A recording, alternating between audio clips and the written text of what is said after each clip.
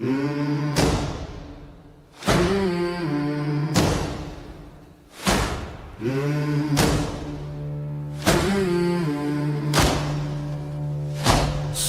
on the river where the mills once breathed. Cold iron gates with rusted pride.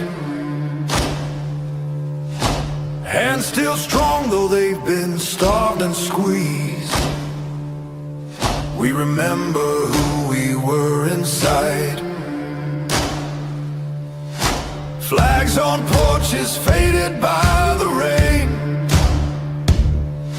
Stories carved in callous skin. They told us bow, forget your name. But the blood said don't give in. America first, say it low and clear. Not out of hate but out of love. Build it back right here with dirt on boots and God above. America first, through loss and thirst, we rise the way we're made. Not global dust, not soul to curse. This ground remembers our names.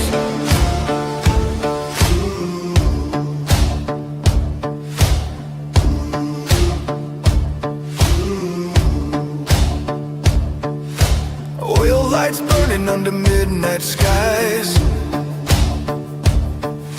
Ships roll heavy with honest load.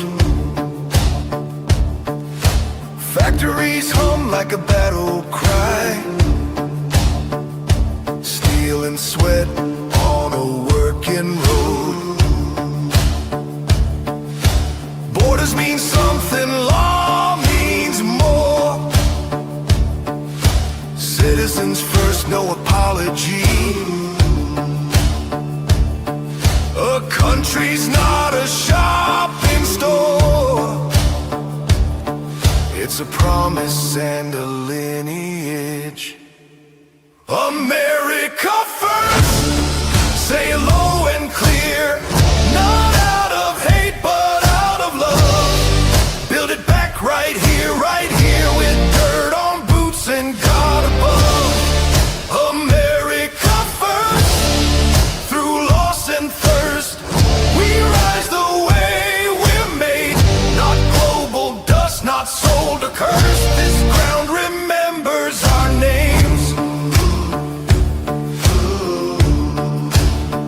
They laughed at faith, mocked the past, tried to trade roots for change. But storms don't ask who's built to last. They only test the frame. Hear the drums in the chest of the land.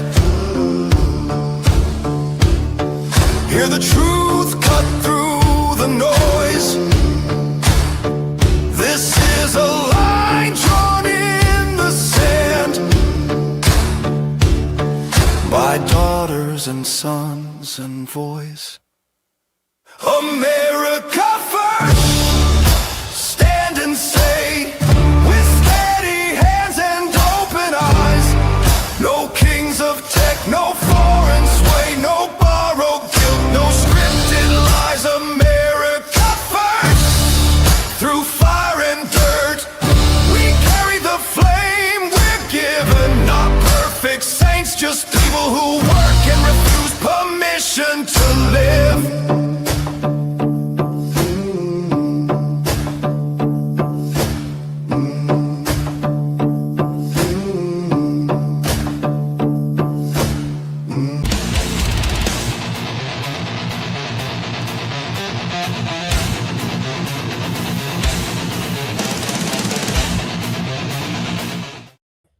Hey, everybody. How's everybody doing? Happy New Year, everybody. Happy New Year. What'd you guys do for New Year's? Tell me. What's up, Simon? Wheat Greatness. Good to see you, man. You too, Simon. Jimmy from Philly. What's up, bruv? Who else is here? Let's see. It says we got 10 in already. So who else is here? Chime in, guys and gals. Oh, thanks. Thanks, Wheat. Oh, get out of town. Are you serious? Oh, my goodness. Robin, are you here? Oh, wow. Good. I should bring you in. I don't know if you noticed, Robin, but I was telling 42 that the three of us should do a stream together and we should talk about privacy issues in our respective countries. That would be an awesome stream, I think. Yeah, good morning. Hey, what's up, Gina? How you doing? That's awesome. Yeah. So let's see. What do we got? How many people had a great New Year's Eve anyway? Who had a good New Year's Eve? Tell me your stories. Yeah, I thought so too, man. It's going to be great. Now you're the expert on that, I know, but we got enough issues that I can talk, and I know England got enough issues that 40 can talk. Oh man. So, yeah, I did the new one because I thought, and you know, when I started it, it usually takes me like a week or so, and I started it at 7:00 this morning. So if there's things in there you don't like, sorry. Hey, what's up, Bass? Happy New Year, brother. Luigi, bonjour, mon ami. I think that's all I know. The only French I know is "we surrender." That's it. That's the only French I know. We surrender. Again, yeah, I had that in there too. All right. Just messing around. So we got Dr. Jade is out. She's recovering nicely from a surgery. I'll let her tell you what it was about. It's nothing bad. But she's in a lot of pain. So thoughts and prayers, guys, please. She might be watching, although I don't know, because I hit her up earlier and she was like, she has like all these. I'll let her tell you if she wants to. You know, I don't want to tell you. What's up, buddy? Yeah. But she'll be all right. She'll be cool. She'll be back here probably next week. Let's see. We got a lot of stuff. Whew. You would think it's a new year and we would have less crap to talk about. Yeah, all right. So let's go over the big stuff. So 2025 in review, how Trump reshaped America and the world. And there's a lot. I don't even think they covered half of it. All right. He says a line in his inauguration speech that should scare the living hell out of anybody that believes in freedom. And I think like half of New York just moved out. Seriously. Obama's Trojan horse, how his refugee machine, he created this machine, engineered the billion-dollar looting of U.S. Treasury. He's the one that did it. And where do you hear this? And there's a compilation, of course, of how the new year, 2026, began in Europe. And this woman, I think it's a woman who said it, we cannot live like this anymore. Total remigration is a necessity for our survival. They lit a freaking church on fire. You know, I mean, can you imagine if like MAGA people lit a mosque on fire? It's just young people. You know how they get, right? Drinking, right? And they're not even supposed to drink. I know they do, but they're not supposed to drink, so they can't blame it on that, right? Pam Bondi announces dozens of Somali arrests in the widening Minnesota fraud scandal. You know, guys, I was pretty down on her in the very beginning because she screwed up that Epstein thing. She absolutely did.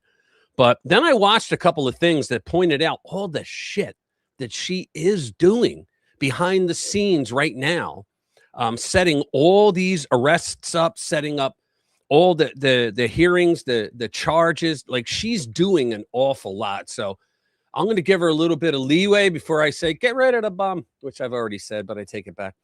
Tim Walz blames Trump for the Somali daycare fraud as feds freeze all child care payments in Minnesota. Okay, he's blaming Trump. It's Donald Trump that did this. He pointed out our fraud. It's his fault. Minneapolis daycare scandal reveals they blue zone fraud culture because now it's in other states. It's in Washington State, which we're going to talk about tonight. But then it's in a couple other states from what I understand. And it's all Somalian. Imagine. Shocking unearthed footage shows parents pretending to drop kids off at Minnesota daycare center.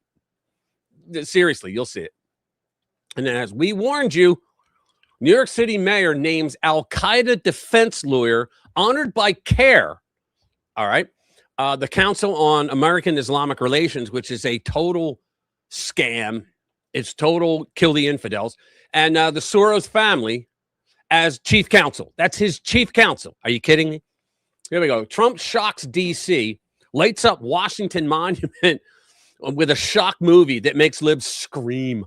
I mean, they're going out of their minds, which is what we want, right? What's up, buddy? Hey, Chris, good to see you.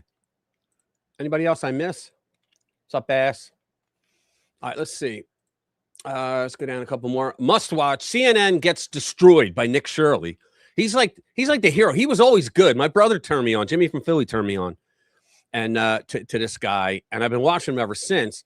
And he was up there, you know, but now he's like superstar, right? He's just up there now. So must watch. CNN gets destroyed by Nick Shirley during live interview about Somali daycare fraud. Here we go. Day 5 of protests in Iran point to reversal of 1979 revolution, and Trump told the mullahs, we will come down on you like hell if you start killing the protesters. Now, Barack Obama was in the same position when he first started in his first term. And all he had to do was say something. Can you remember that? When they were all like, all the young people were like, we don't want this anymore. You know, we don't get to vote. We don't want this shit, right? And Obama said nothing because he wanted Iran to be the superpower, if you will, the mini superpower inside the Sykes-Picot boundaries. That's what he wanted. And I think he helped them almost attain that. I'll get into that some other time, but here you go. Hatred of the white race is now foundational to progressivism. Did you know that? Elon Musk lays out the stakes of the midterms. It's short, it's sweet, but it just makes all the sense in the world. The country's screwed if we lose the midterms. Ethics questions swirl around Somalia's UN ambassador tied to Ohio healthcare company. So it's not just in Minnesota. I call Bullstein. Minneapolis Somali-run daycare bizarrely reports their documents were stolen in a mysterious break-in, but cops tell a different story. So this is Democrats. You know, they'll probably say, oh, Donald Trump stole them, you know. And here we go again. World's most contagious virus detected at 2 major U.S. airports amid holiday traffic. This is why when you bring people from shithole third worlds into your country becomes a shithole third world if enough of them come. That's economically, that's culturally, and apparently health-wise. Minnesota, you can see the theme of the day, right? Minnesota daycare scandal sparks concern over election policy. They have an election policy up there that allows a voter to vouch for others. It's totally made for fraud. Trump freezes child care funding nationwide, predicts California will surpass Minnesota in fraud. I believe so, too. U.S. applications for jobless benefits down 200,000 last week with layoffs historically low. It's because of the Trump effect. And then we got the fire hose of news up here. Let's see who else is here. Yeah, at least we have guns is right. 325 million of them, I think. One for every person. Well, I've got 12 of those. Oh, she just opened my email, so I got a tracker on it. So she might pop in. I don't know. If she does, I don't see her doing that because she's in a lot of pain. But hey, she might. Let's see who else is here. All right, let's start. Let's go. Let's do the Trump year review. This is the Epoch Times, what I call it, because it's spelled that way. 2025 in review. Get out of here. I'm a member already. In review, how Trump reshaped America and the world. The president curbed illegal immigration, boosted the economy, enacted tax reform, targeted gender ideology. He got rid of the DEI too, and resolved international conflicts. I think it's a pretty good start of his second term. Let's see, let's increase it a little. Since returning to the White House in January, President Donald Trump has rapidly reshaped America's domestic and international priorities. In the first year of his second term, his administration exacted sweeping tax reform. Well, he didn't allow the Trump tax cuts to go away. He didn't allow them to sunset, and he's going to do more as well. Brokered several peace deals. Well, wait a minute. I'm sorry. I deported millions of illegal immigrants. I don't call them immigrants. They're illegal aliens. Imposed tariffs to balance trade relations. Brokered several peace deals. Overhauled U.S. foreign policy, and ordered federal government to recognize only two sexes, male and female, among other measures. And then he broke for lunch, right? Here is a look at key actions. I'm just going to scroll through them. Border security. Let's see, what else? America First trade policies.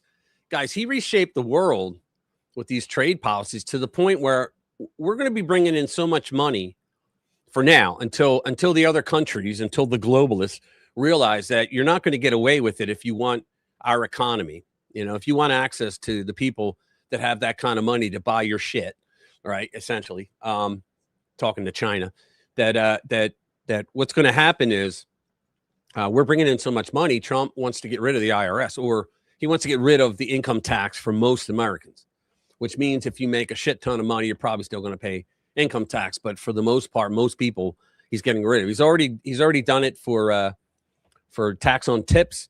I believe that was the other bill for tax on Social Security went through as well, but I haven't checked on that. I did on the tax on tips because somebody asked me. That went through. So he's doing a lot with the tariffs, and people, oh, he fucking hates me. No, he's America First. That's what I decided I'm going to push more this year is America First, because America First means the whole globe is going to do better. I think so. I mean, call me biased, call me, a conceited American, one of those, right? But I just believe that when America is strong, the world is strong, and the bad actors can go away. Somalia taking receding hairlines to a new level. What's up, Nigel? That's pretty good. How convenient. Please don't call me Shirley. Exactly. Yeah. So let's see. Let's do the next one. Yeah. You guys got to hear this. So we'll just go down because they're going to give it away. Here you go. How long these communities have existed as distinct from one another. We will draw this city closer together. We will replace the frigidity of rugged individualism with the warmth of collectivism. Did you hear the cheers when he talked about the warmth of collectivism? Talk to the farmers. They get 90% of their stuff taken by the government every day, right? I mean, collectivism. Campaign demonstrated that the people of New York yearn for solidarity, then let this government foster it. The government's not supposed to foster anything like solidarity. Because no matter what you eat, how you pray, or where you come from, the words that most define us are the two we all share: New Yorkers. And he doesn't mean a goddamn word of it, guys. His own mother had come out and said he is not American in any way, shape, or form. Hey, what's going on, man? How you doing, Commander? Slow-mo. Whoa, what's up, brother? Where's Richie? What's going on, man? Yeah, get Richie in here. I'll pull him in. Let me see. Let's do this. Let me close that. All right, I got that out right there. Break family and faith. Daddy government will take. You got it.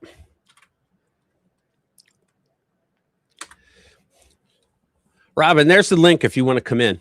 You don't have to. I'm putting you on the spot, I know. But if you want to come in, say hi to everybody. We'll talk about a few things going on. You can come in. It's like, oh, my God, he's a socialist? That's outright communism. Just all the buzz. Yeah. Hey, you too, man. You too. Sorry, I can't see. One of the flaws is I got my camera right here, right in front of me. And so I got to go like this sometimes to see around it. I should really put it up top and have it come down on me. Let me see. Oh, that's all right. There you go. Not much. Just seeing you were on. Yeah. I don't know what Richie's doing. I was talking to him. I think I was talking to him yesterday or the day before. We were talking for a little bit. Yeah, it's good to see you, man. Yeah, this guy hangs out with my son. I don't know what you do with him, though. He does a lot. Because my son was like talking about you. He was saying very nice things with the music and the clubs and all that they're playing. So thank you, by the way. All right, let's do the next one. Obama's Trojan horse. Good Lord. Let me bring it up. Barack Obama, and he's going to get away with it because, he shits rainbows and ice cream as far as the Democrats are concerned. Obama's Trojan horse, how his refugee machine engineered the billion-dollar looting of U.S. Treasury. So Obama's billion-dollar Minnesota fraud empire, the heist that you paid for if you're an American. Imagine waking up tomorrow. Let me bring it up higher. Imagine waking up tomorrow and your bank account empty. What? Every dollar you save for your children's tuition, your retirement, your security, gone. Now imagine looking out the window and seeing the thief driving a Porsche bought with your money, laughing as he waves a government-issued thank you note. This is not a hypothetical scenario. It is the reality of the American taxpayer in the wake of the single largest COVID-era fraud scheme, talking about Minnesota, in the nation's history. While you were locked down, masked up, and worrying about the price of eggs, a sophisticated network of fraudsters in Minnesota was siphoning off $250 million, likely far more. Yeah, I think it's over $1 billion, from programs meant to feed hungry children, or the daycare, or the autism. They've got 3 major massive frauds already, just by the Somalians, right?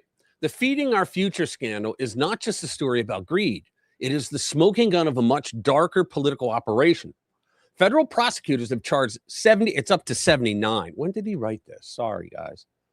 When did he write this? He doesn't have, there it is. December 31st. All right, well, it's up to 79 right now because I reported on 78 and then one more came in a $250 million conspiracy. And the FBI is reportedly eyeing fraud that could total over $2 billion across multiple sectors, including autism therapy, housing, and daycare. Yeah. The vast majority of these defendants come from the Somali community in Minnesota, or the Somali community in Washington State, or the Somali community in Ohio, or the Somali community. You get the point, right? But do not be distracted by the foot soldiers. To understand how a fraud of this magnitude happens, you have to look past the people cashing the checks and look at the architect who built the bank. This industrial scale theft traces directly back to Barack Hussein Milhouse Benito Obama.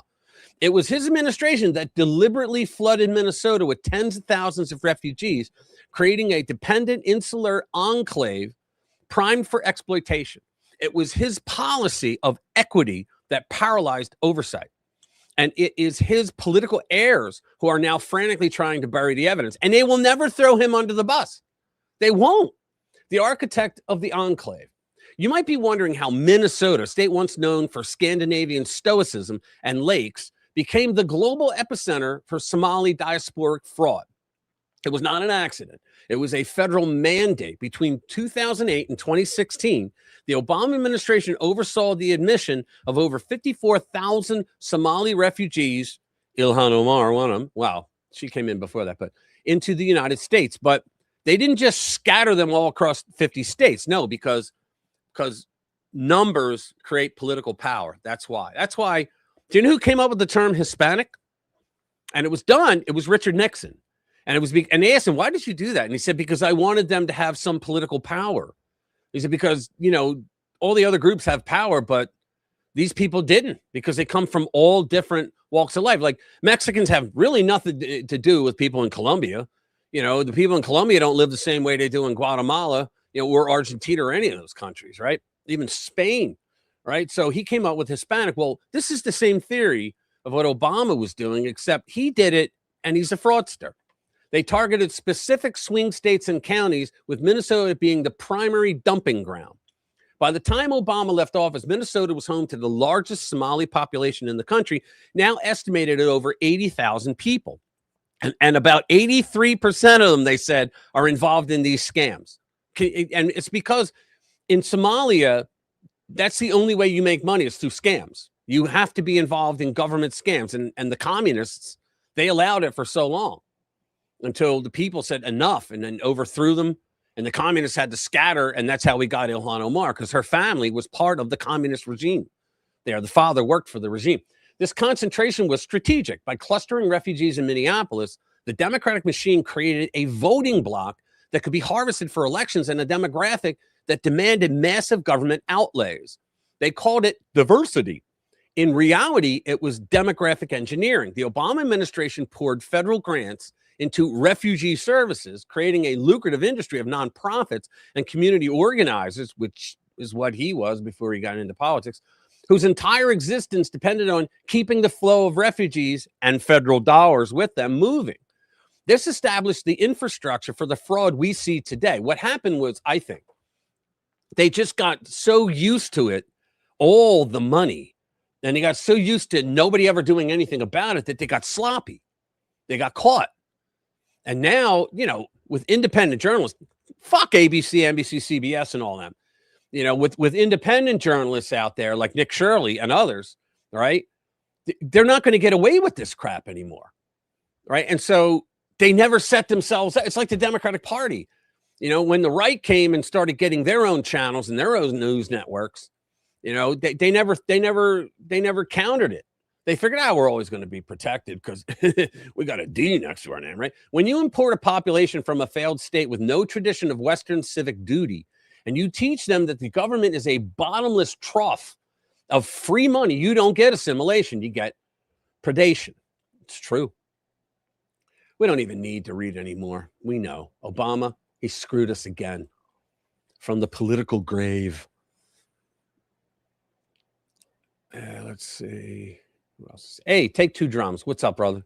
Good to see you, man. Chris, I think I said hi, but if I didn't, hi again. Always good to see you.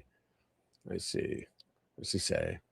It's what the British have done to the English, Scottish, Welsh, and Northern Irish. You know what? It's funny because, well, not funny, but right now we Yanks are starting to learn about the UK government and the British government. And the shit that they were doing for the globalists, and that they're still trying to do. And right now, they're trying to screw U.S. economy in any way they can. And Trump did something recently that just drove them into a panic because he shut it all down somehow. I have not been able to find how, but I had someone in the know that told me that they are now they're like panicking right now because they don't know what to do. So they were saying that they actually sent British operatives over to the United States to help the Democratic Party win the midterms. Now, I thought that the Democrats were all like, oh, you can't have foreign and Putin. He's a puppet of Putin. Remember all that bullshit that we went through for 4 freaking years with the Putin, Russia bullshit? All right. And Obama stood there and said, you can't have foreigners messing with an election. Right. Well, now look at this. The Democrat Party itself is bringing in UK, I guess, patriots, you know, over here to help them win the midterms. Crazy, right? What do you say? Look at me. I run a daycare center now. Yeah. yeah. Nick Shirley's a good kid. He's gonna go places now. So let's see. Let me see what else I got. Let me bring it up. I keep knocking it down. I should just keep it up. I should keep it up. Yeah, here we go. This is just fucking crazy. So this is a compilation, ready? Hold on.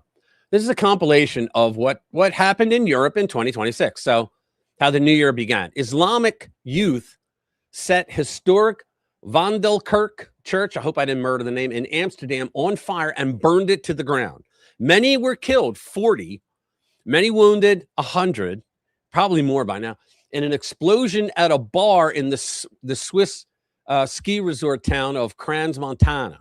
In Berlin, Islamists launched a rocket into the bedroom of a child who fortunately wasn't home. We cannot live like this anymore. Total remigration is necessary for our survival. So just watch these things. Are you coming to right into the window of a kid? There it is. Can you believe this shit? That's just crazy. And yet, for some weird freak, can somebody answer me? How hey, what's up, Anglo? Good, you're here. Please answer me. How come the governments in Europe, including your country, bro, how come they're not doing anything about, I mean, the Muslims are now attacking you.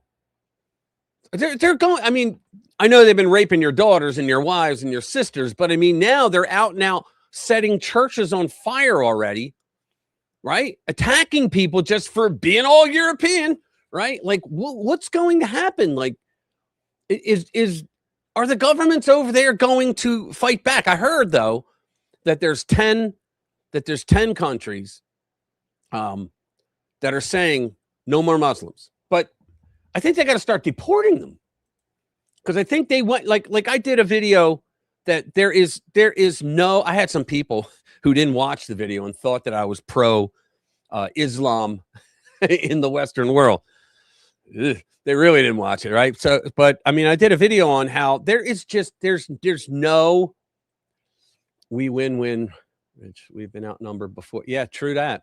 But we will win. Okay. Because I don't see it right now. Like, hey, what's up, Linda? Good to see you, girlfriend. Yeah, and it's like you guys accepted them with open arms after, and I believe it was Hillary and Barack that started this with their Arab Spring, where they miscalled that Arab Spring, my ass, and they just go up, through Greece, and we'll make sure that they accept you, or else we'll call them racist. And so they did a lot of shit. The administration did a lot of things in the background to reach out to your people in governments in Europe, and they, oh yeah, sure, we'll bring them in. What's center? It's center. I don't know what you mean. I don't know what you mean, Jimmy. Let's see. It's the reset. EU, WEF, Fink, Dime. Yep. It's not the lead. It's the Well, Gina. Think about it. A lot of those globalists, they're in the government.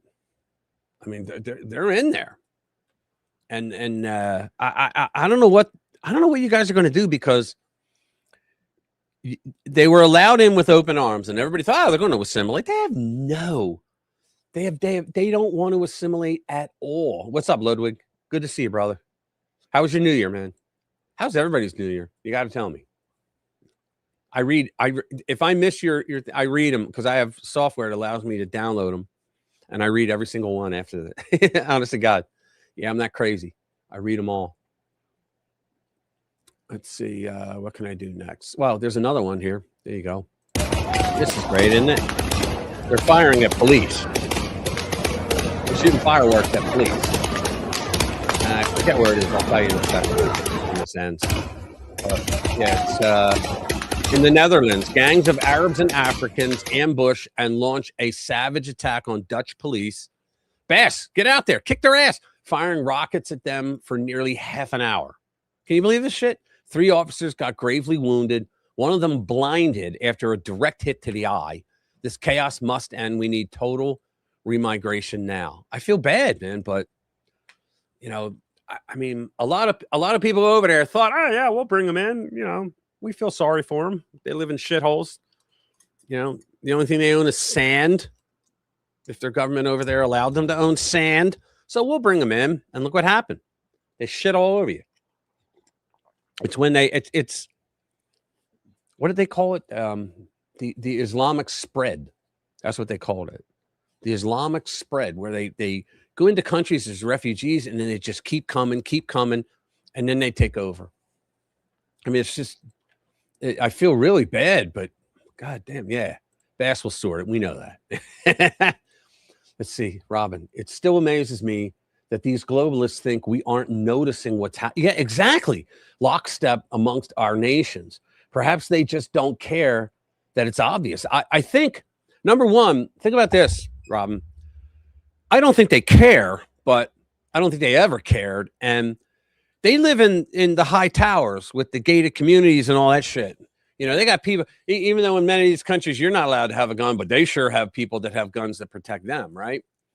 So they don't really care about that. And believe it or not, these commies, they're in it not just for the power. Yeah, that's a big thing. But communists make shit tons of money, the leaders. They always did, which always makes me laugh that, they're power to the people. Yeah, fuck you. Socialism is never for the socialists. It's always for the people. Tom and Jerry's on McDade Boulevard. Oh, okay, cool. Yeah, I played at the McDade house down there, Lou. It's not there anymore. Don't go looking for it in my best Spinal Tap thing. But yeah, it's I used to play down there. We won the Battle of the Bands a couple times down there. They did nothing. Their mayor is a feminazi shit lib. Yeah. Hey, you know what? The thing is, you guys, we did this whole America first. You guys got to do UK first, or even England first. right? I mean, you guys got to do that because then that gets everybody. I mean, look what they're doing. Hungary is doing it. Poland is doing it. They're saying, get the fuck out. We don't want you Muslims. You guys don't assimilate. Fuck you. You know, you don't assimilate. We can't go down your neighborhoods. They're our neighborhoods. You're ruining our culture. You know, I mean, I see big problems coming ahead. Yeah, digital ID. Yeah, they tried that shit here, and I really thought they were going to go through with it because the Congress under the Democrats, right, under Biden, they voted that shit in over here. I don't know if a lot of Americans know that, but they voted for that stuff here to do digital ID, and they had it all set up, and they were going to do the crypto. They're going to switch us over to crypto. You do that, it's over. The digital dollar, it wasn't even crypto. It was the digital dollar. You do that, and it's over. What's this? No, it's Commander Data. Looks just like Mark Zuckerberg. Yeah, he does in a way. All right. Let's get to the next one. Let's see. What are we going to do? No, all right. Bondi announces dozens of Somali arrests in widening Minnesota fraud scandal. U.S. Attorney General Pam Bondi said Monday that the Department of Justice has arrested and charged 98 people in Minnesota in connection with fraud investigations, adding that 85 of those charged are of Somali descent. The rest are probably Democrats. As the investigations continue, she anticipates additional prosecutions. Her announcement, how much you want to bet that a majority of these Somalis don't even vote? Because they don't give a shit. They're getting money anyway. They figure it's a lock-in, you know. I'm just wondering if, now I know this, guys. I heard this the other day. There's a woman who's running for she's running for governor in Minnesota, and she has some people who are inside the Democrat machine that are spying. They all do it. And she said that on their primary ballots, that Tim Walz, Tampon Tim, that he's not even at the top of the ticket for governor. They don't want him. He's not there. And they did this intentionally. They had him printed out, which costs money. So they did this intentionally to get him to go, I'm going to spend some time with the family, and get his passport out, right? So, I mean, what's that do for the lieutenant governor? Nothing, because the lieutenant governor was in on a lot of this too. Like they all knew, like this woman that's running, she was in their legislature, and she said 4 months ago, she did up a whole report and did a special session in their legislature. Like she did a whole report that she gave to Waltz and said, look, here's all the fraud we've uncovered already. And there's a lot more to it. And it's not just state money, it's federal money as well, because the feds give it to the state gives it to the towns, the cities and all, and the programs and the Democrats, all. So, and he ignored it, said nothing about it. And she continually reached out, hey, did you read this yet? Never responded. He didn't give a shit. Just did not care. All right, so her announcement followed the release of a series of videos by Nick Shirley, which alleged that fraud within Minnesota's Somali community extended beyond the high-profile Feeding Our Future case. That case centers on allegations that the Minneapolis-based nonprofit from Safari Restaurant improperly diverted large amounts of federal funds intended to provide meals for at-risk children and families. Released late last week, the video has garnered nationwide attention, including from the Trump DOJ. Nick Shirley's work has helped show Americans the scale of fraud in Tim Walz's Minnesota, Bondi said in a statement in X. Bondi described several, well, let's see what she says. Bondi described several cases that they had already prosecuted, including the Feeding Our Future scheme. Yeah, it was like 78 people in that last count that I had. And a related juror bribery case. This is Democrats, guys. As Bondi pointed out, this situation was not unlike what you would see in the corrupt Somali judicial system. So the Democrats allowed these foreigners to come in, and they learned from the foreigners how to be even more corrupt. Get all this money in, and you guys vote for us for eternity, and we'll just keep funding you the money. Right? Nick Shirley's work has helped show Americans how fraud, and the Justice Department has been investigating this for months. So far, we have charged 98 individuals, 85 of Somali descent, and more than 60 have been found guilty. So So, guys, there's your arrest. There's your charges, right? There's your convictions. This is just a taste. They're saying that Bondi has been working on so much of this kind of stuff. We're just not seeing it yet because she said they did this months ago. It takes months to get through the system. And I think she learned, don't try to get your viral moment on Fox News with the whole Epstein stuff that she totally screwed up, right? Everybody knows she totally screwed it up, but apparently she learned her lesson and she's not out there bragging about shit. So I am incredibly grateful to our U.S. Attorney Dan Rosen and DMN News for their dedicated and ongoing work to uncover this fraud and build strong cases against its perpetrators. So let's see, what are some of the, she talks about the examples. Let's see, a few case examples. Oh, it's down here. Okay. Feeding the Future was one of them. Submitted fake invoices and fake rosters to kids. There's one video we're going to watch later on when I get to it, where they were videoing like families that came and fake dropped their kids off. And then when they thought the cameras went away, they came back out and got in the car and went home with their parents. All right.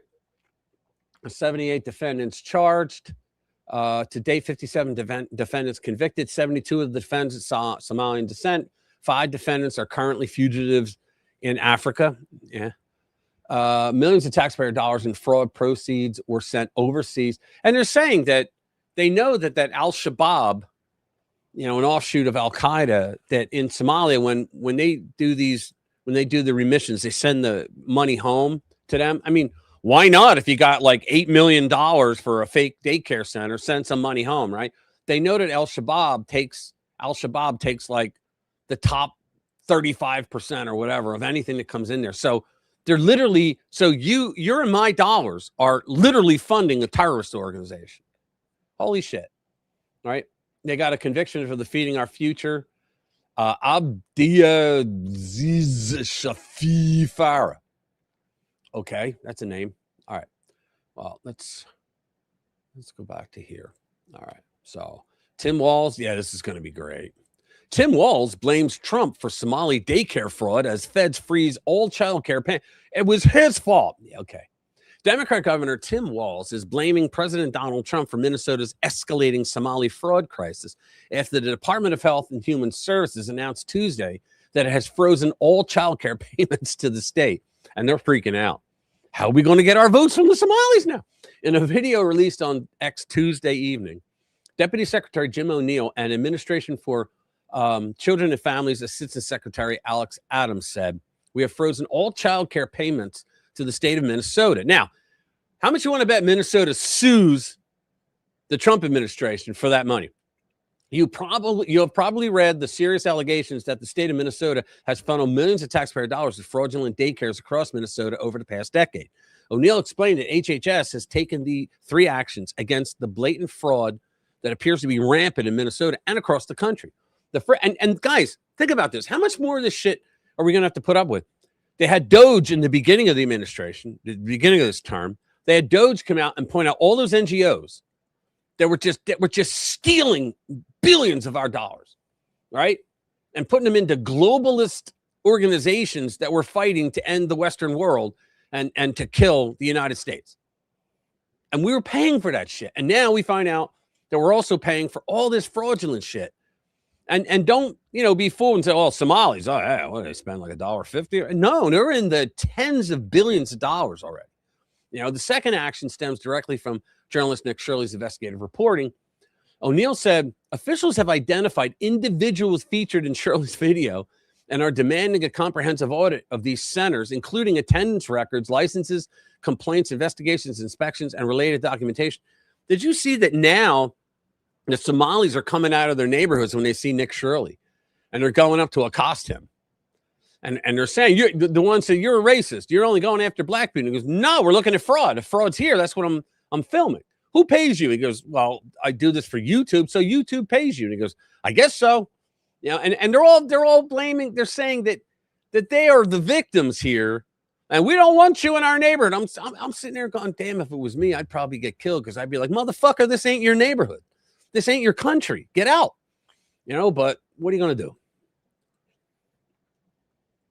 Let's see. My question is, why weren't these checks and balances put in place at the because of what we read on the Obama one. Obama set this whole thing up. It was a scheme to number one, get foreigners into the United States. It was queer theory. It was get all these foreigners who are not going to assimilate and screw up a state and then move out to other states, or we can do it to other states as well. And to be able to funnel federal dollars to supposedly help these paupers. Remember, a pauper is a poor person that has no idea how to get out of being poor. Okay. And so these third worlders, well, of course you're going to have to give them money. We're the United States, right? We give everybody money. So we're going to have to give these paupers money to live here, right? We owe them a living according to the Democrats, right? And so they're going to use, that's the way that they funnel the money to themselves. So they get all that money and they go, here, you kick back some of that shit to us. That's going on. Yeah, funding billions of terrorists, print trillions to fund war, problem, reaction, solution. Exactly. Yeah, defeating our future. Yeah, exactly. It's just, it's getting to be too freaking much. And I don't want to just see the Somalians, and the corporate people that were involved in this going to prison. I want to see Tim Walz go to prison. I want to see Ilhan Omar be denaturalized and deported. Because from what I understand, she was involved. There's one photo where in that Leering data center or Leering Learning Center, instead of learning, they left the N off. You guys all heard about that by now, right? Well, apparently it wasn't enough money to get $5.1 million a year. It wasn't enough. So in the front of that place, they put a coffee center in there, like a coffee store.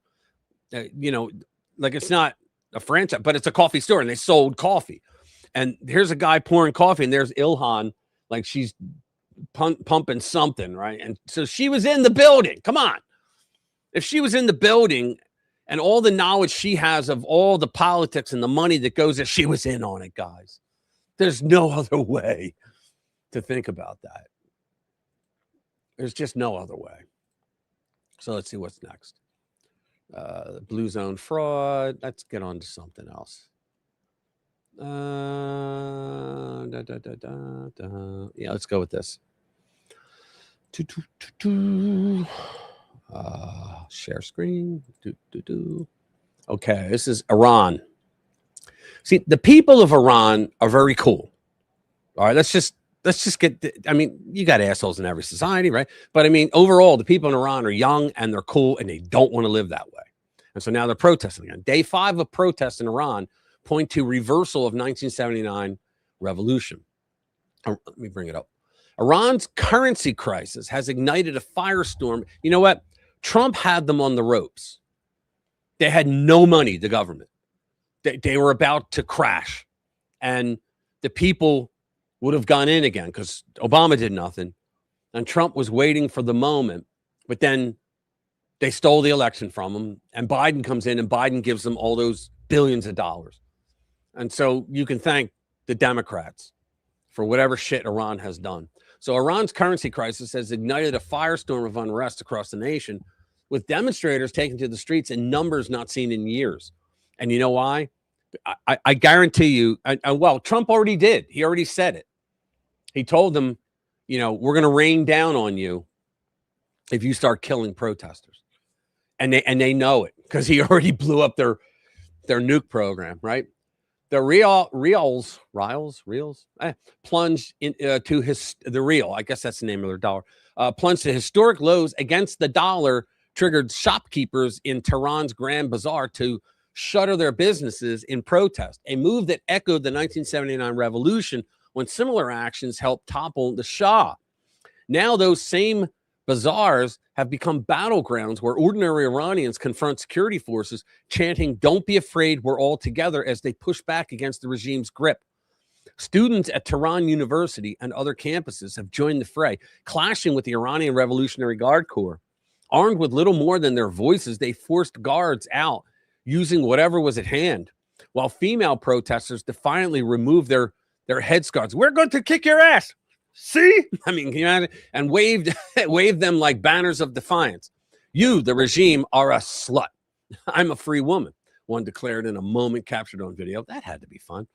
Now, Foss, a student from Tehran University, told The Telegraph, students have been chanting since last night. They, the security forces, surround the campuses last night and rode their motorcycles around it. They returned today with batons, stun guns, and tear gas. Students clashed with them and forced them out, but the gates are now closed. Students at many universities have said that they will not attend classes and will continue protesting. What's the point of studying when there is no future and the regime gives our money to Gaza and Lebanon? Exactly. The protests, which began earlier this week, have spread to at least 17 of Iran's 31 provinces, reaching cities like Shiraz, Yazd, Isfahan, Fas, and come on. In Fasa, crowds tore down the entrance gate of a government building while the Kundasht clashes with Imam Khomeini Square turned deadly. Reports confirm police fired live rounds at protesters there, and similar violence erupted elsewhere. I think that's why Trump jumped in. By January 1, the toll included 21-year-old civilian killed amid the chaos, and our military members slain in Luristan province, and another security officer dead and 13 wounded. State media acknowledged these losses, but the regime's response has only fueled the anger and mass arrests and brutal crackdowns, failing to quell the crowds.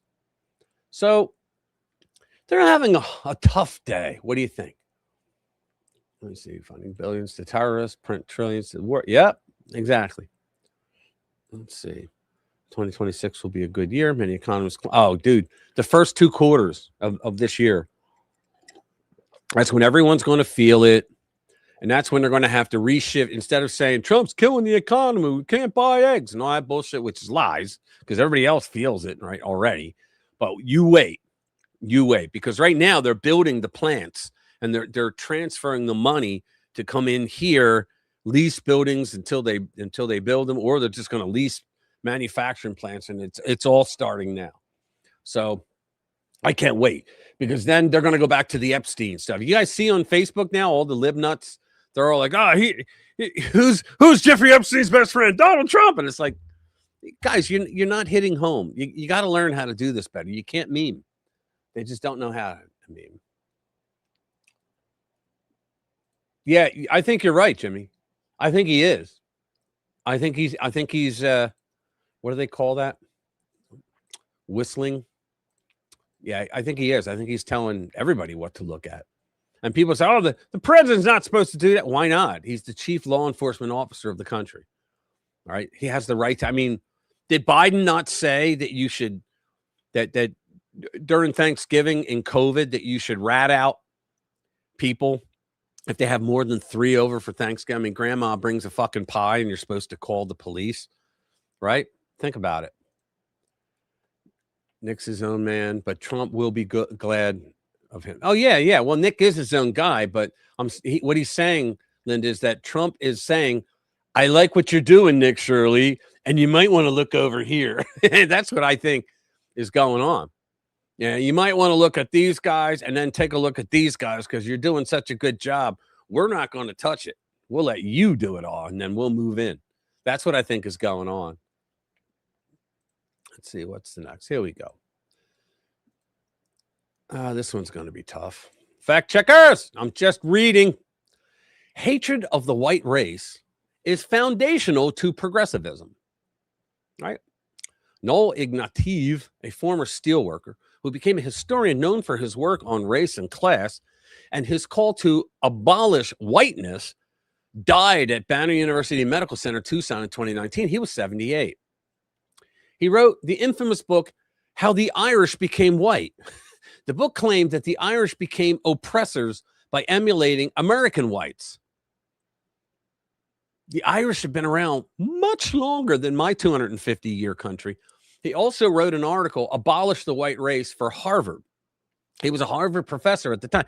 Can you imagine you all know what I'm going to say, right? You know it. Can you imagine the fireworks that would go off if somebody wrote a book, Abolish the Black Race? Can you imagine? I'll probably get in trouble just for saying, can you imagine? And saying those words.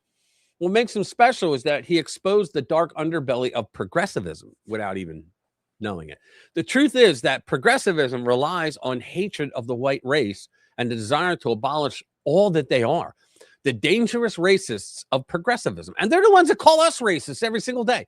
Marxist Noel Ignatieff, a founder of the journal called Race Trader and a fellow at Harvard's W.E.B. Du Bois Institute, a leading Black studies department, argued, where's the white studies department in Harvard? My niece went there and she never talked about there was a white studies department. Shouldn't there be a way? I mean, if we're doing equity, right? Shouldn't there be a white students? All right. Argued the 2002 issue of Harvard Magazine that abolishing the white race is so desirable that some may find it hard to believe that anyone other than committed white supremacists would oppose it.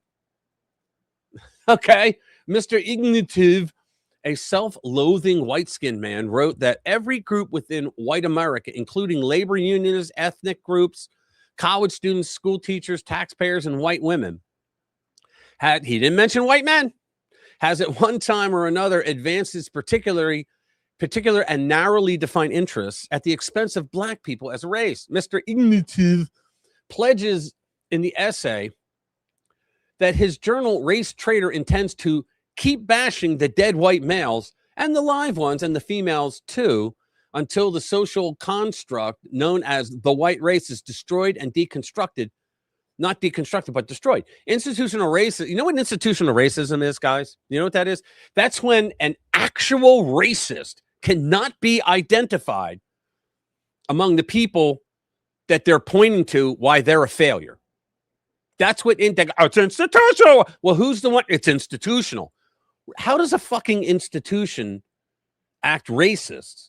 You got to point to somebody. You got no one? No, they don't. So they call it institutional racism. That's what that term means. You can't point to an actual racist as to why you're a failure. You're a loser. All right. So that's what that means. In 1997 interview with the New York Times, he was asked if he hates his own white skin. Ignatieff, I don't know how to pronounce it, so I'm doing my best, said, no, but I want to abolish the privileges. I got to be honest, guys. I've been white for going on 62 years now. I've never had a privilege in anything. Damn. How do you get that white privilege card? Louis, do you have one of them? Did you get one? I think you sent me one time. The white race is like a private club based on one huge assumption that all those who look white are, whatever their complaints or reservations, fundamentally loyal to the race. I got news for you, schmuck. We don't even think about it. That's how much we're fundamentally loyal to the white race. We don't give a shit. We're constipated. We don't give a shit. We don't think about it. We don't wear it on our sleeve like you guys do. We want to dissolve that club, to explode it. Okay, bring it on. Bring it on home, motherfucker. Christopher Reed, executive editor of Harvard Magazine, defended when, of course he did, what he wrote in the September-October issue. He's arguing against the mindset and attitude that automatically grants privileges to white people. Again, what friggin' privileges? What privileges do we get? He wants more fairness. How is it not fair? Can he name anything in America where there is a law that says that a black person cannot do anything a white person can do? No, because it's illegal. It's been illegal. It should be illegal. The truth is that white people and Asians worked hard to build this country and build a quality life for themselves and their families. They're targets because of it. No other option is considered. Demonizing whites has been going on for a long time. It's stereotyping all white men. I know. They don't like to be stereotyped, but they stereotype the white race all the time. It's stereotyping all white men to the point that the racism against them is insufferable. Perhaps, you know what? Under the Biden administration, white males really were discriminated against. I mean, they put DEI and equity inside every single federal program. And it was like white male, cis white male need not apply. It was like that all over again. And they were the ones that did, black people need not apply on their job wanted signs. All right. The Democrats, they're behind all this. You never saw this kind of shit inside a Republican or even a rhino administration. You never saw that kind of shit. Perhaps I should write an article about abolish the black race or the brown race or something of that sort. Don't do it. Progressives hate the white race. Harvard has been trashing white men for at least 23 years, and they just got in a whole shitload of trouble for trashing the Asians because they wouldn't let them into the school because they were just being all Asian. You know, they were scoring really high, and they were taking a lot of the seats in the college, and they were like, no, we can't do that because we have to allow some of these other people in. Hatred against the white race has always been integral to the progressives, communists and socialists, American style. They have nothing new to offer. They are the same old Bolsheviks they've always been. It's true. Think about it. Progressivism doesn't work without hatred of whites and DEI and all the other racist lies they pawn on the USA to destroy its very core of equality and freedom. Let's see this. I think it was San Francisco. The mayor there just signed a bill that they're going to pay reparations to black people that can prove that they're descendants of slaves. Now, here's the big funny part of that. California was never a slave state. So why do they have to repair anything? They don't. They're doing it for votes. So they're going to take all the white people's money, right? And everybody's money, but they're taking white people's money who never, tax dollars, who never owned a slave, right? Like my family didn't even come here till like 1900. Right, so they couldn't have been involved, but they want to take all the California white people's money to pay to people who were never slaves. So people who never owned a slave got to pay people who were never a slave, and the state was never a slaveholder state. It makes no goddamn sense. So let's go on. The key to solving some social problems of our age is to abolish the white race, which means no more or no less than abolishing the privileges of the white skin. Until that task is accomplished, even partial reform will prove elusive because white influence permeates every... Do you ever stop and think it was like mostly white people that founded the country? So you think that's going to change overnight? I don't think so. If it was like 90% of your population was white, do you think that's really going to... I mean, now I think the white race is down to what, 61%, maybe even lower here, right? But do you really think that white people should leave to make things easier for you? Are you shitting me? The existence of the white race depends on the willingness of those assigned to it. We were assigned to it at birth, assigned to it to place their racial interest above class, gender, and any other interest they hold. You see, the way I'm reading this asshole that wrote this book is he's projecting the way he thinks, the way the bow tie mobsters think onto white people. White people don't think about their race. They just don't. There's and he would go, yeah, that's why I'm saying it, because you don't have to think about it. Well, so fucking what? What, I'm supposed to have to worry about my race? Come on, cut me a break. I mean, I don't know any white people that weren't really harmed by affirmative action in the United States at one point in their life. I didn't get a job because they literally told me it was for a black female. And I said, could you put that in writing? And they laughed. So I left. That's true. Jimmy, that was at Monkey Hall. I was supposed to get a job at Monkey Hall. Anyway, progressives, the anti-white hate group, among the privileges of being white, according to Race Trader, are not being followed by security in stores. Well, then stop fucking stealing as a group of people. Not being harassed by police. Stop hanging out at 3 o'clock in the morning where there's all kinds of robberies going on.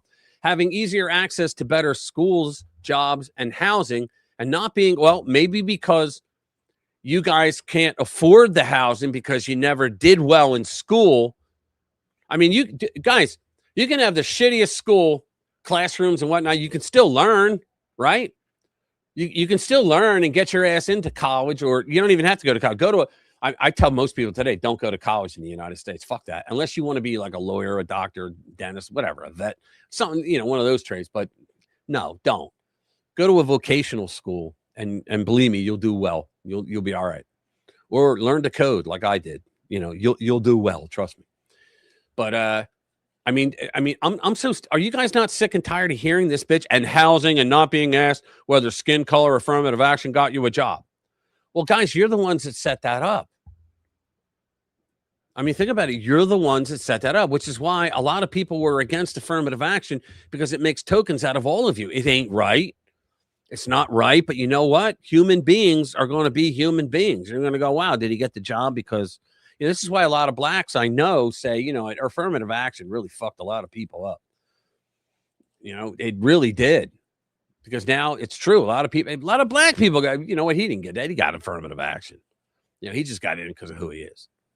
A lot of people do still believe that way. In the essay in Harvard Magazine, Mr. Ignative says he always expected bewilderment at his views from people who still think of race as biology. We frequently get letters, and we're like, I think it's like a half of 1% in the DNA difference between white and black people. It's so minuscule. I swear to God, from the time I was young, I never understood why it's the color of skin that people had a problem with. I never did.